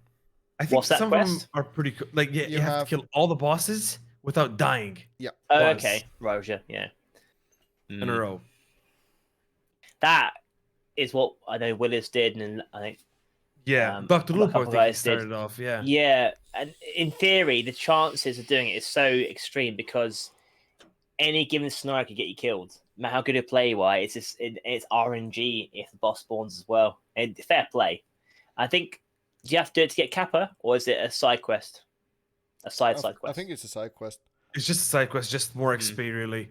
I think they're going to be like adding more XP, more events in the future to make the level 71 for Kappa a little bit more doable, I think, and plus a little bit more enjoyable, I think. Yeah, they're like super high XP tasks, isn't there? There's one where it gives you like 777,000 XP to help you from 68 to 69 or something. I'm not 100% sure. The choice, I think, is but basically, I mean, I like it. I like it. I'm probably not gonna fucking do any of them personally because I get to level 40, which I did today. Thank you very much, guys. I'm probably I just hit level 40. Well, it'll be 42 now to max out Ragman, and then I just play the game, man. I just enjoy the game, and if a task comes up, I think the first one that you unlock is level 45 from Prapor. I think it's the one where you got to get headshots on scavs. I mean, that's something that I'll probably do naturally. I think it's amazing that these tasks are coming to the game, and it's given people more choice. Now, choice is always the winner for me. Like if you've got a choice to do it, I feel like doing that. I feel like doing this, or I feel like doing this today, and I think it's great. I think it's absolutely awesome. I feel like a lot of players aren't ever going to be able to do them or get to that stage. But I think it's great that players that do have the time to put in will be able to tackle these tasks. And it's kind of like a flex thing as well. There'll be like a Hall of Fame for... You can guarantee that BSG is going to post, number one, who's the first person to do it, and probably the top 5 or top 10 players to have done, these challenges as well. So I think it's cool, man. I think it's really, really cool. And I mean, it kind of shows that BSG are able to do these kind of tasks and do these kind of, side things for the player base to keep them engaged for longer, which in my opinion is a great thing. It stops people rushing to 40 and then shelving the game. It keeps people in Tarkov for longer, which is always a good thing. Chad actually brought up a very interesting idea. What about if we would be able to find boxes in the game that you cannot open while in raid, because let's say you need some tools in order to open that box, and you have to bring it out into your hideout, and then you can crack it open, but you don't know what loot you're getting out of them. That's pretty cool. Like That's a pretty secure nice. I like container. that. Yeah, Yeah, like yeah, it's it's a basically like a container. secure container or something, taking up, let's say, 4 to 6 or 8 slots or something like that. I mean, it could be empty. It could be full of rubles. It could be photos of Couple of someone's LEDXs. family. It could be LEDXs. You never know. Yeah, I like Pretty it, cool, man. Kind of. Uncertainty more. Yeah, I love that shit, dude. I think it'd be cool. I think it'd be pretty cool, and it'd be more choice. It'd be like, do I risk this power supply that I need for the Exactly, hideout, or do I take this nice little, alpha container? Let's see. Yeah, I think it's That's spicy. pretty cool. That's good. It just would add to the RNG a little bit more, which I absolutely love. It's a nice random mechanic in game. That's all. Like a random thing to do. Why not? It's not gonna hurt. It's not gonna hurt it at all. It's not gonna hurt the lore behind the game. It's like a why not do it scenario rather than that silly. Yeah, no, absolutely. And people will be posting up like much the same as people are posting now about what they get from the co-op extracts. They'd be like, "Hey guys, I did, I managed to find this little container and raid, cracked it open, and it had a fucking red keycard or had a pack of matches in it or something." I think it's a great idea. I think it's an absolutely awesome idea, and good on whoever thought of it. I think that's cool. I think it's really cool. Or you actually could sell it to the flea market unopened and get a mystery box. Yeah, It's mystery like gambling. box. It's kind of like gambling, but yeah, it kind of is, but it could work out. That's pretty good. That. Yeah. Good. I really like it. Everyone will be like sniping them off the offense, man. Dude. Dude, that would be so mean if you sell it to the trader and then you actually would be showing what you missed out of.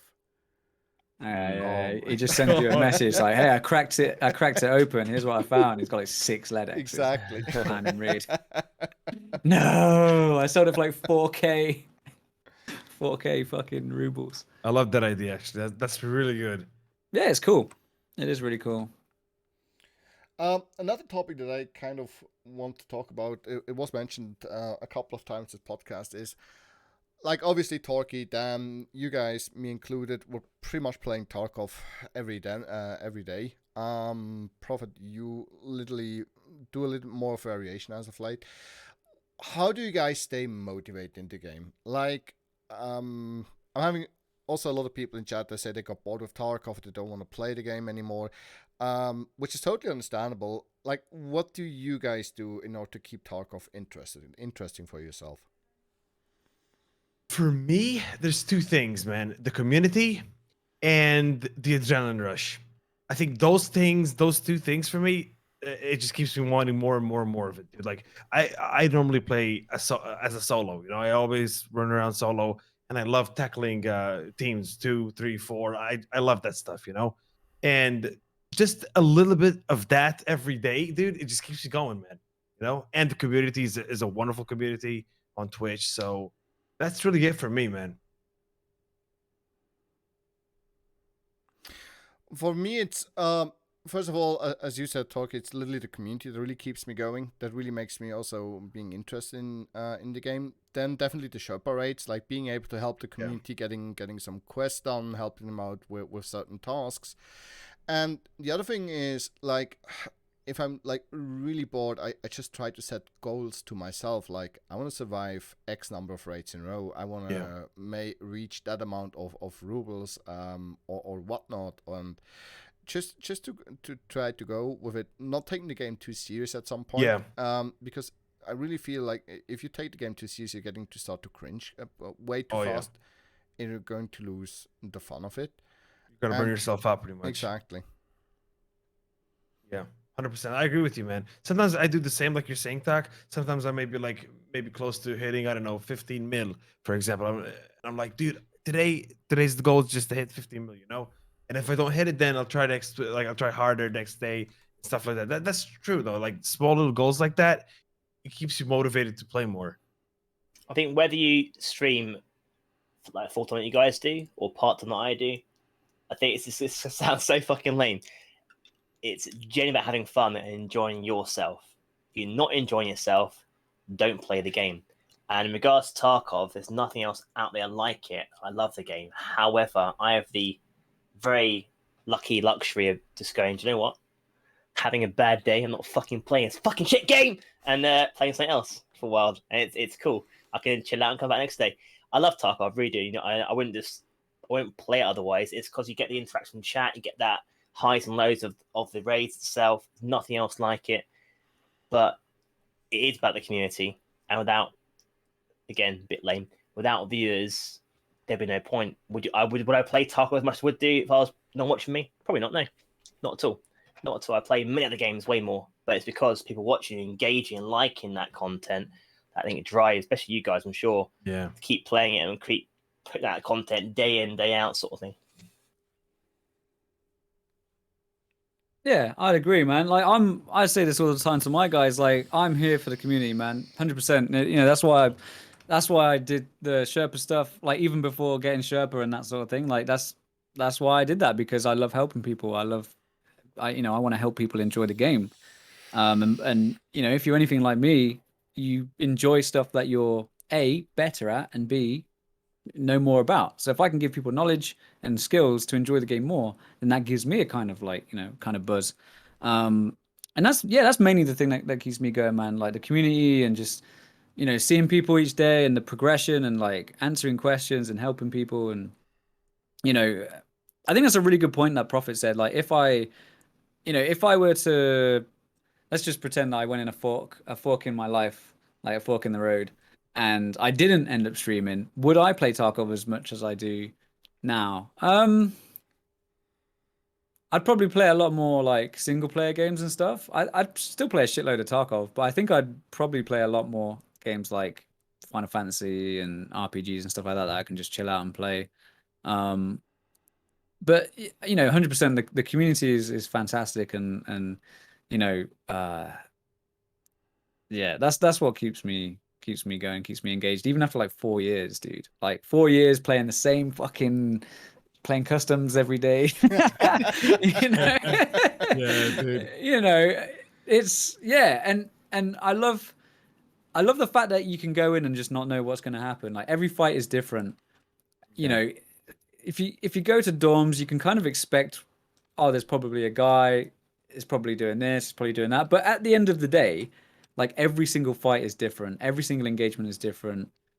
Every single like rush to the extract is different. Like there's fun ways that you can try and do the tasks. But I think having some friends around you, whether that's just like a couple of guys in Discord and you're streaming to each other, or actually streaming to a community, like I think having friends with you is such a much more enjoyable way to play Tarkov than strictly solo. Like solo can be so grueling, and especially if you're just on your own, like it's almost like fucking being there, dude. Like it's not a nice place to be. Having a couple of friends around you can definitely, you know, brighten up the experience, and you know, give you someone to chat with and have a laugh with on your scav runs, and someone to watch your back. So yeah, the community is, you know, amazing, dude. Really is.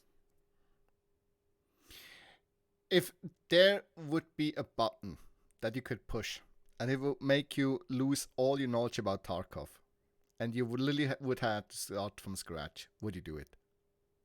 Oh yeah, dude, I would. 100%, dude. Oh, for sure, man. 100%, dude. I am envious of people that just join playing the game now, man. I'm serious, because it's such a vast world, dude. It's just so much to learn and so much to experience, man. You know, 100%, dude. I would. So much things to discover again. Like, oh yeah. I mean, I always say, like, in Tarkov, and please correct me if you guys think I'm wrong there, but I really feel unless you're having like 300 to 400 hours in the game, you don't really understand the basics of it. Like, you really need a certain amount of time until before you actually know what you're doing, what the purpose of the game is, and then literally starts the whole fine tuning and the discoverability. A little bit of bit, yeah, exactly, yeah. 100%, dude. Like most of the people I feel like that join, start playing Tarkov without like watching YouTube or without watching Twitch, I don't think they have anything, like they don't know what's going on most of the time. They would just spawn in and they would just see this world without any AI, any UI, and you're just there. What are they supposed to do? So they start searching and doing stuff like that. I think that's the beauty of Tarkov. Just going around and see what's going on. Remember when I watched it on YouTube first? I actually created an account on Twitch. I had a different name on Twitch when I first started. Most of you guys know it. Not repeat it now though. I changed it before I applied for partnership. And Hello Kitty Super Fluffy? Yes, pretty close. Pretty close. I remember watching Dog Gamer here play on YouTube Tarkov. It was customs and it was factory. And the atmospherics of Tarkov, I was just astounded in the sounds of Tarkov. And I remember watching him creep along customs train and then going down past that boat and being all sneaky in bushes and the noise bushes made. He's like, oh, fuck this guy over there, and engage him and clap him with the headshot. I was like, oh, mate, it's fucking amazing. That's when I bought the alpha. Right there and then watching that shit because it's so atmospheric. There's nothing else like it. And because you love it so much, there's nothing else like it. When it goes bad, it has, for me at least, it can probably annoy you more, which a lot of viewers probably feel the same way on that because you love it so much. Yeah, because it lets it's you down sort of like a part of you now, Yeah, it's exactly. just yeah, I agree.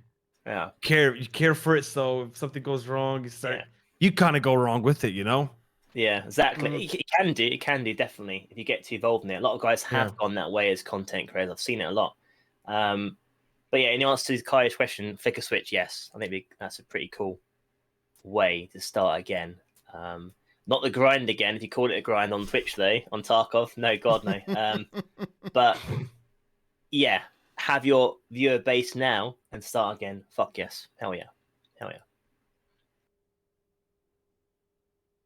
I had a question from the chat, and Hitori will never forgive me if I don't get this in. Just real quick, how do the guys feel about a daily tasks idea with a choice of reward to pick from? So daily tasks, choose your reward based on different choices you were given. What do you guys kind of think about that? I actually brought this kind of subject not with dailies, but with the current quests. I was bringing this subject where we could have a choice really to what we pick in tasks. But for dailies, dude, I'm 100% going on for that one. But I feel like dailies should be randomized for everyone. So let's say if a daily tells you have to kill, I don't know, you have to kill 20 scavs in customs. It shouldn't be everyone should be on customs on that day. If you know what I mean. It has to be randomized by like maybe 5 quests or 4 quests, something, to let people be everywhere, not just one place, Yeah, 100%. 100%. We all know what it's like trying to get that fucking pocket watch when everyone else is trying to get fucking it, massacre, right? Do you know what I'm saying? Yeah, no, that's amazing. Yeah, 100% agree. Like the dailies should be different for everybody. Randomized. 100%. Agree. Yeah, 100%. Again, you're also increasing that longevity of the game as well, interest, like what's going to happen today. Here's a choice, and it'll make you play more. It'll maintain the player base longer as well, that sort of thing. Or or even go as far as saying you make stuff like daily, weekly, and monthly quests. Yeah. Oh yeah. Absolutely, yeah, 100%. Yeah, dailies is just like an example. It's just a period of time, isn't it? But yeah, 100% daily, weekly, monthly, and just make, like you say, make a difference. I think that's the most important part, is making sure that a good chunk of the player base is not on the same thing at the same time. Yeah. Because it would make it annoying if you need scav kills and everyone's on scav kills. It's going to make it annoying rather than, oh boy, 50th fucking raid on customs in a row, not seeing any scavs, So yeah, no, I really like that idea. It's a great spin. Does anybody have any questions from chat that they want to bring up? Anything that you guys out there watching this podcast want to have us to talk about, that you want to have us give our humble opinion towards it? I'm asking chat now. Pressure's on.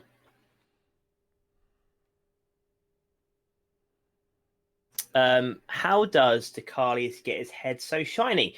Good question. T, how do you? It's all about the high quality car wax and the right polishing machine. Same, actually, to be fair. Same. Look at it. Sorry. Looking good, guys. I Looking good. actually have a good question here. How would we feel about quests that needed to be done as a scav? Yes. 100%.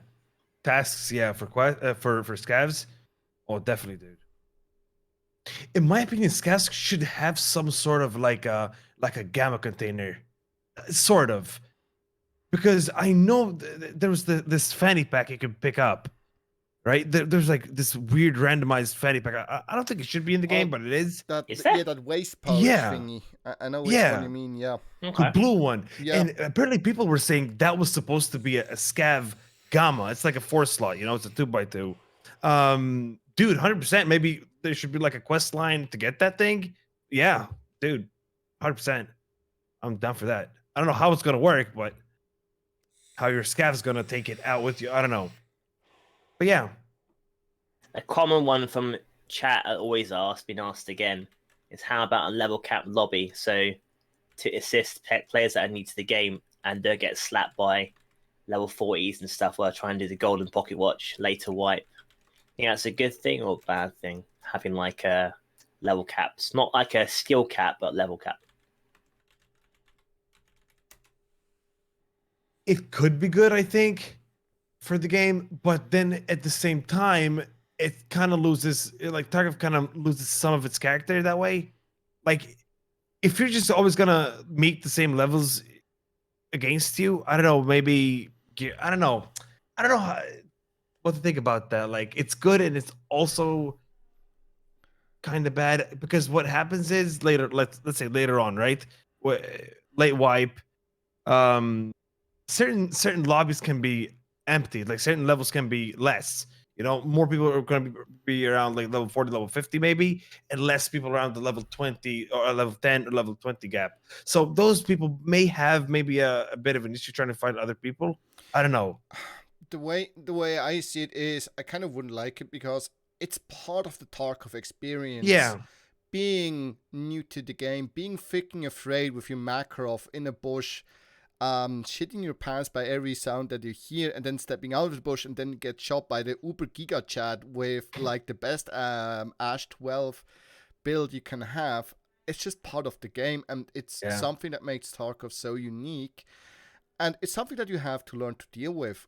And taking that away, it just wouldn't be Tarkov that much anymore, in my opinion. Yeah, like, I agree. Takes a bit, takes a bit from his character, you know. I mean, I love being a bully with the KS-23 and the That's it, flashbang ammo. It's And so the much kidder. fun. Yeah, there's so many angles that you can approach it from. I mean, I'll give you the short fucking version because I always go off on a mad tangent. But like, you know, Never. Go for it. You're absolutely right. In Tarkov, you don't know what you're coming up against. You know, and that's why I don't ever agree with like solo only lobbies and matchmaking and all that other shit. Like, you just gotta fucking you grab your weapon, you grab your gear, and you just go in and you are thrown in there and you have to stay alive. Like that's the game, isn't it? That's the game. That's the game. Survival. It's Escape from Tarkov, not hold your hand fucking skipping down the road in Tarkov. Do you know what I mean? Like, I think that'll be arena mode when it's on different game. Arena mode will be that. Yeah, arena mode will be your more kind of traditional FPS experience in the Tarkov form, you know. But Escape from Tarkov, the game, it's not matchmaking. It's not team versus solo, team v team, solo v solo. Like, it's just, it just isn't. No holds barred, pretty much. Yeah, no, exactly. It's everyone's thrown in together, and you just have to make your own way through, man. And that's it. Like, if you choose to team up with other people, safety in numbers, you choose to team up. If you choose to go it solo and, you know, try and take these teams out, that's what you do. You know, unfortunately, video games have FPS especially have conditioned players to feel like they have to take every single fight that they see. But the truth is, in Tarkov, you don't have to take every single fight. You know, if you look at guys like Sensei Scav, for example, and even more famous for it, that friendly guy, these guys have essentially dedicated the wipe to not killing any PMCs whatsoever. And the kind of interactions that they've had and the kind of ways that they've been pushing through the game, like they haven't been fighting anybody. And that's not to say they've been sitting scared and hiding away from everyone. They obviously have when they've had to hide. But like the way that they've been interacting with PMCs and interacting with scavs and all that sort of thing, like that, they've had a completely different experience in Tarkov. And this wouldn't be possible if it was a traditional FPS, which it's not. It's an action RPG that just happens to be first person, has guns. And VoIP next patch as well will change that potentially even more so when you actually talk to people around you as well. That would definitely add an interesting. That'd be a game changer, positive and negative. Yeah, exactly. I mean, think about it like this: with Dark Souls, is Dark Souls famous for being, you know, hard and difficult and punishing, or is it famous for just being pick up and play? And you know, it has a allure, doesn't it? It's like, oh, this game's hard. It has a kind of like persona. It's its own, you know, for a lot of guys in the chat, you know, yeah, exactly. A lot of people in chat are probably saying, oh, Dark Souls is easy. I completed it on a Guitar Hero fucking guitar. You know, and that's great, man. I'm happy for you, bro. But like, you know, if I were to pick up Dark Souls as a casual, which I am because I don't play those kind of games, I'll get my ass kicked. I get slapped around, and that's the experience. And it either makes you or breaks you. You either go, oh, fuck this game, I'm shit, or you go, you know what? I'm going to learn this game and I'm going to beat it. And Tarkov is the exact same. The one thing that comes with games like Tarkov and Dark Souls is also the sense of achievement. Like, you really feel like you achieved something, being able to beat that one boss that is super tricky, that you work for hours to get his pattern right. In Dark Souls, and so in Tarkov, like that one raid you have where you kill maybe, let's say, 3 or 4 players, you're so fully juiced and loaded, and you actually make it out and survive. That sense of achievement that you get there is such a unique thing that really keeps you going and keeps you motivated for future raids, and that's really something that I love about that game. Like, it's not just like in Call of Duty, oh, you have a KD of like 20, you killed that many, you have so many ribbons, dog tags, here's your $2,000, or go unlock item X on your gun, when you have like a unicorn that you can put the sticker on your freaking gun or whatnot, dude. So it doesn't feel like there's any satisfaction to it. Mm-hmm. Yeah, I know what you mean. When you finally take it like a boss down, like a hard boss that you've been, you know, trying to tackle, you know, in the last 2 days of Dark Souls, and you finally get it down, dude, it's one of the most amazing experiences you're gonna feel. Like, I love those games, for example, because of that.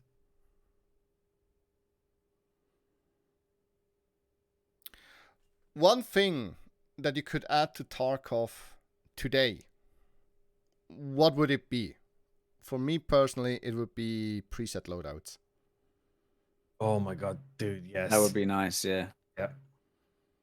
I'm going to go with the actual obvious answer. I want the sound to be Steam Audio, 3 modules, good to go now. I think I'd love that whole package, good to go, because that for me would be an absolute game changer. Ignoring everything else in the game issues wise, that for me would be fantastic. It's an obvious answer, so I apologize for that. Not as fun, but that's what I'm looking forward to massively. Not on there. Fair enough. I think it would be that as well, Talk, man. When you think of it, I don't think like the most frustrating thing really about Tarkov is trying to gear up like in your inventory. Sometimes you just don't know where you're gonna pick. Like, it would be nice if we just have like a panel where it would just show your character and then it would just say what you have on, and then you just maybe hit some buttons and get all the gear on your body and you're ready to go. You know, dude, I would love that, man. That would be pretty sick. That would be nice. I would like a buffer tube for the MCX. That's the one thing I want. You boring bastard. Nah, inertia. Inertia, man. Get people moving like fucking human beings and not flying around and shit. And you know, I'd like to see that, dude. I like to see people actually like properly moving around and being tactical and a bit sweaty, and that I think that'd be amazing. Rather than just fucking zipping up and down metal stairs, not making any sound until they hit the top step, and by the time you hear it, they're already drilling you with fucking AD spamming Mark 47. Do you know what I mean? So that's what I would like to be added personally. And I must admit that whole play style for me, I'm gonna say it. I don't care what people think. I think it's probably the worst about the game right now. It wasn't ever in the past, but now that whole play style for me, not a fan of it. Jumping off top floor on the resort, surviving, but prepaid medding, killing 3 players down below you. Of course they don't think you're gonna fucking do that and kill them because you're on the fucking roof. That actually, I take my question back. That would be amazing. That sort of realism, that whole inertia combined with realism there, just that being like, stopped. At least give us something like a grapple hook that you have to bring into the raid, and then being able to like heck on the side, like fucking Titanfall, just going like a glider running. Now it's funny you should say that because we spoke about this previously. I spoke it with my guys about the paracord because we were talking about like fast roping off of buildings, and it's not unbelievable to be able to hook yourself up on your carabiner or whatever you've got and just, you know, zoop, and have that choice to like get down off the top of the building. If you've got a paracord and you've got a fixing point, why not use that as a rope to traverse? Like, I don't see any problem with that whatsoever. Like, I don't want when I speak about the game and I talk about this sort of thing, I don't want people to be stuck on 3rd floor and not have anywhere to go. Like, just make it believable. If you want people to be able to get from the top floor to the bottom floor quickly, introduce a fast rope system, introduce ladders, introduce ways that fucking make sense that don't include you stimming up and then jumping the fuck off the top of resort and 360 no scoping for you guys. Like, I don't mind people being able to do stuff, but just as long as it's believable and you can go, someone might fast rope off of the top of the roof here, I need to be careful, rather than someone might Batman drop me off the aircon unit. Like, do you know what I mean? Like, come on. Yeah, 100%. Come on. You know, jumping off the roof and then getting into the balcony, like stuff like that. Oh, when they fucking float in midair and then they like sidestep, like shuffle, and then they're like, and as they're dropping, they like shuffle the other way, and they're like, yes, I made it in. And they're like, yeah, so cool. And they're like swaggering into dorms up behind people, like, papa, because no one knows that 0.1% of the player base knows that you can bend physics and fucking fall into windows from above. Do you know what I mean? Like, it's stupid, but like, if you want that in the game, BSG, do it with ropes and stuff, and let us actually fucking make sense doing it, not fly around. Rainbow Six Siege sort of style in a fashion. Mate, I would love that in Tarkov, man. Fast roping into a window and just fucking drilling like hats. Bit of side tangent. Who played the old Rainbow Six Siege games? Not Siege, but Rainbow Six games. They were fantastic. Yeah, they were really good. Siege wasn't a fan of Siege, but the mechanics in that game with fast roping was really cool and quite.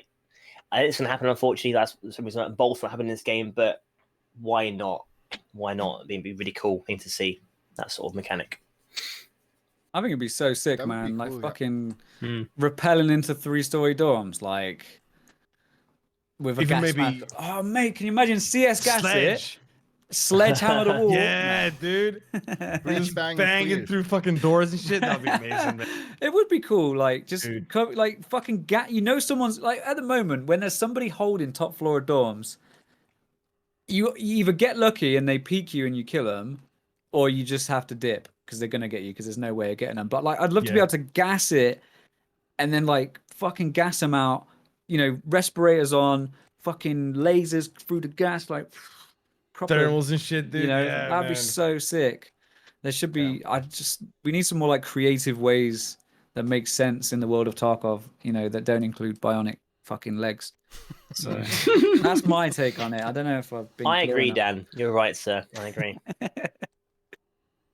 Yeah, and vaulting as well would be nice, but vaulting would. I mean, it's already huge progress that you now can jump out of windows of dorms, where you previously really would be stuck. Couldn't, yeah.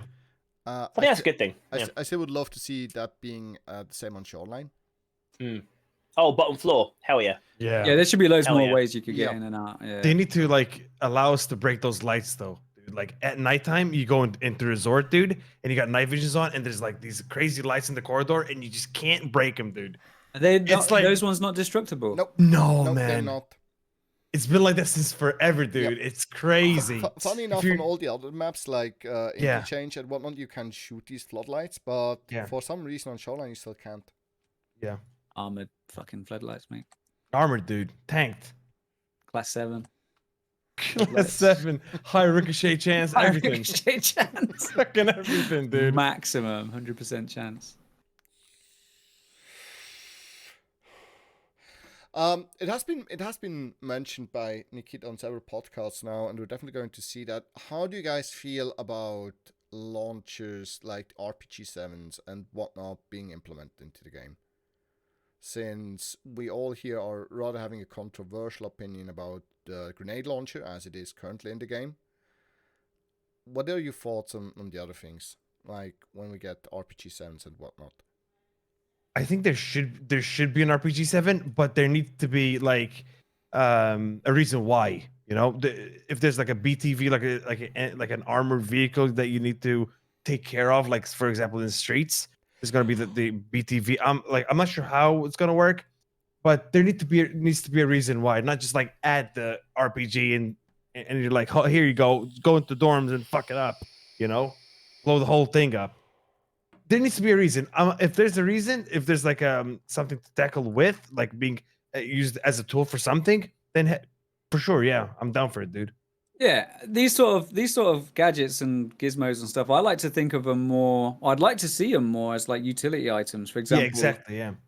You know, like your for example, your 40mm grenade launcher and stuff like that. It'd be great if we, instead of the first implementations being explosive grenades, like your frag rounds and stuff, it would have been nice to see the smoke rounds and smoke rounds, flashbang rounds, maybe not so much flashbang rounds, but utility items, right? Yeah. And the same goes for the RPG as well. Like if we see the RPG come out and it's first implemented with, say, for example, AP ammo, which is designed to penetrate armor and then detonate. For example, when you're engaging armored vehicles and stuff like that, and I think that'd be absolutely fine. The one thing that I don't particularly want to see is them to just go straight in with the frag rounds, because these items would be great as utility items, utility tools, exactly, rather than anti-personnel. Do you know what I'm saying? And I think that's where they went wrong with the grenade launcher, and I really hope they don't go the same way with the RPG. I'd love to see AP ammo for the RPG, and then maybe in the future we'll see some sort of frag like anti-personnel ammo, but more of a focus of taking out vehicles rather than taking out people. I don't see them actually bringing vehicles in the game personally. I know everyone got hyped when they saw the Scab Boss crew roll in on streets. There won't be vehicles in the game, I'm pretty sure, that you can go into. There's something really caught wrong here. It's all on foot, boots on ground. So the AP for the RPG, although you're right, could be in game, and lore base wise, there's loads of RPGs around the world, especially in Russia and stuff. Be loads of them to use and buy and find them laying around and such. But my issue is with the claymores, command the operated, the AP mines, the grenade launchers, the RPGs. They need to be limited, brought into the game, and monitored and managed somehow, where you can't spam 20 RPGs in one game, for example. Have like a utility section in your character where you put RPG warhead, AP mine, that sort of thing. So you can't spam loads of mines everywhere and create a mine matrix around the fucking extraction point with 5 teammates. Lay your own minefield. A fucking mine you could do. Legitimately, you genuinely could do. And make it rare. I mean, I've been killed probably once, twice by a GL in a game. I don't know about you guys, how much you see them. I think on labs it's more prevalent because it's in CQB. You can guarantee you're going to get a hit with that UGL, or in D2 extract, you guarantee the hit because it's in close quarters. As long as they monitor and manage that, how common they are, how much bring to raid, I think we're okay. The point we can bring like in 20 grenades, which you can do obviously now, of course you can, but 20 UGL grenades or that sort of thing, and I think they got issues then potentially, especially late game on the permanent servers. Don't change. Yeah, I mean, look at the way the KS-23 flash rounds have been controlled and monitored. Now you can only buy 2 per reset. I don't see any problem with making, for example, RPG ammo, max level trader 1 per reset, or its own little reset-y thingy, like a different trader that has like a 5-hour reset or something. Do you know what I'm saying? Like maybe there's a specific trader that in the future will deal with all these like high-tech, high-value stuff, and it's the guy resets once every fucking 6 hours, and you can literally buy 1 warhead or 2 warheads or whatever, and you have to then go, okay, I've got 2 of these. I need to make sure that I fucking hit this vehicle with this thing. Do you know what I'm saying? Rather than I'm gonna go dorms with my RPG and fuck everyone up. And I can't see high explosive ammo for the RPG being any more kind of powerful once implemented properly than F1 grenades, RGDs, the 40mm grenades, stuff like that. Sure, they're a bit bigger, maybe bit bigger blast radius, more shrapnel or whatever. But based on the same rules as the explosives we have in the game at the moment, they're not going to be that bad. What we do need to monitor though and control, which didn't happen as such with the 40mm grenades, is detonation distance. This is one of my major bugbears with the game, is the fact that some of the 40mm grenades basically arm within like 5-10 meters. Like this is where we need to think more of the gameplay effect of the item rather than, oh, it's realistic that it detonates that far. Like sometimes there are times where you kind of, realism and gameplay are kind of button heads, and perhaps we do need to increase the detonation distances on some of these ammos or whatever, explosives, just to kind of like make them more tricky. Yeah, exactly. More of like okay, I'm not going to waste my RPG round on a guy. Yeah. I'm going to use it for the vehicle rather than, oh, hey, dude, I'm going to RPG the guy. But I don't know. When you like normally RPG infantrymen in Russia, they normally have like a backpack made just specifically for the warheads. So in Tarkov, if someone, let's say in your team, wants to run an RPG, they have to like sacrifice the backpack just to have some infantry space for the warheads, not just like running around, having like an alpha rig, like fucking 3 rockets in there, you gotta like have a bit of control over your build, your whole character build, really, your gear as well. You're just not running any RPG. Yeah, and it might encourage people to work together as well. And imagine the kind of roles system, like roles, it's not, exactly. Yeah, exactly. It's not a hard coded or written in stone role system, but you might have one guy who carries the RPG. Like this is our RPG guy. He's got like a little MP5 or something, but he's carrying the fucking RPG. He's got but he hasn't got much else because obviously the warheads are say 1x3 or 1x4. And you can carry only so many of them and. Yeah, for sure. There's definitely ways to like balance it. At the end of the day, Tarkov is a game. I always get sucked into the realism, and I'm like realism. But it is a game. It has, we do have the economy. We do have things like weight systems. We do have things like, things how much things cost and the availability and rarity of stuff. So we can use these to kind of monitor and regulate. I think regulate is probably the best way to put it. Regulate how much of this stuff is in use. When was the last time you seen a GL? It's fucking rare. And if you hear one or see one, you're like, oh shit, a GL. Wow, that's unusual. Where's the next extract? Yeah. Fucking, how do I get out? I don't want to get clapped by this dude. But and I think that should be how the RPG works. It's like, oh fuck, this dude's got this squad's got an RPG. Right, let's see if we can take out the AT guy, and then we'll work on the rest of them, and have more of that tactical kind of thinking rather than, XD, sprint around with my RPG. Yep.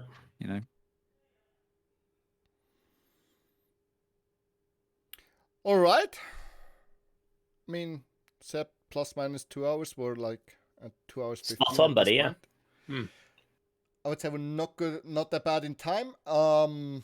Is there anything else you guys wanna talk about, you feel that is important to being mentioned today, that is worth a discussion, or do we have bored our communities enough with the tech talk? No, I think that's good. this guy's got Preston to say. I think 2-hour window is an ideal length for a podcast, man. I think it's spot on.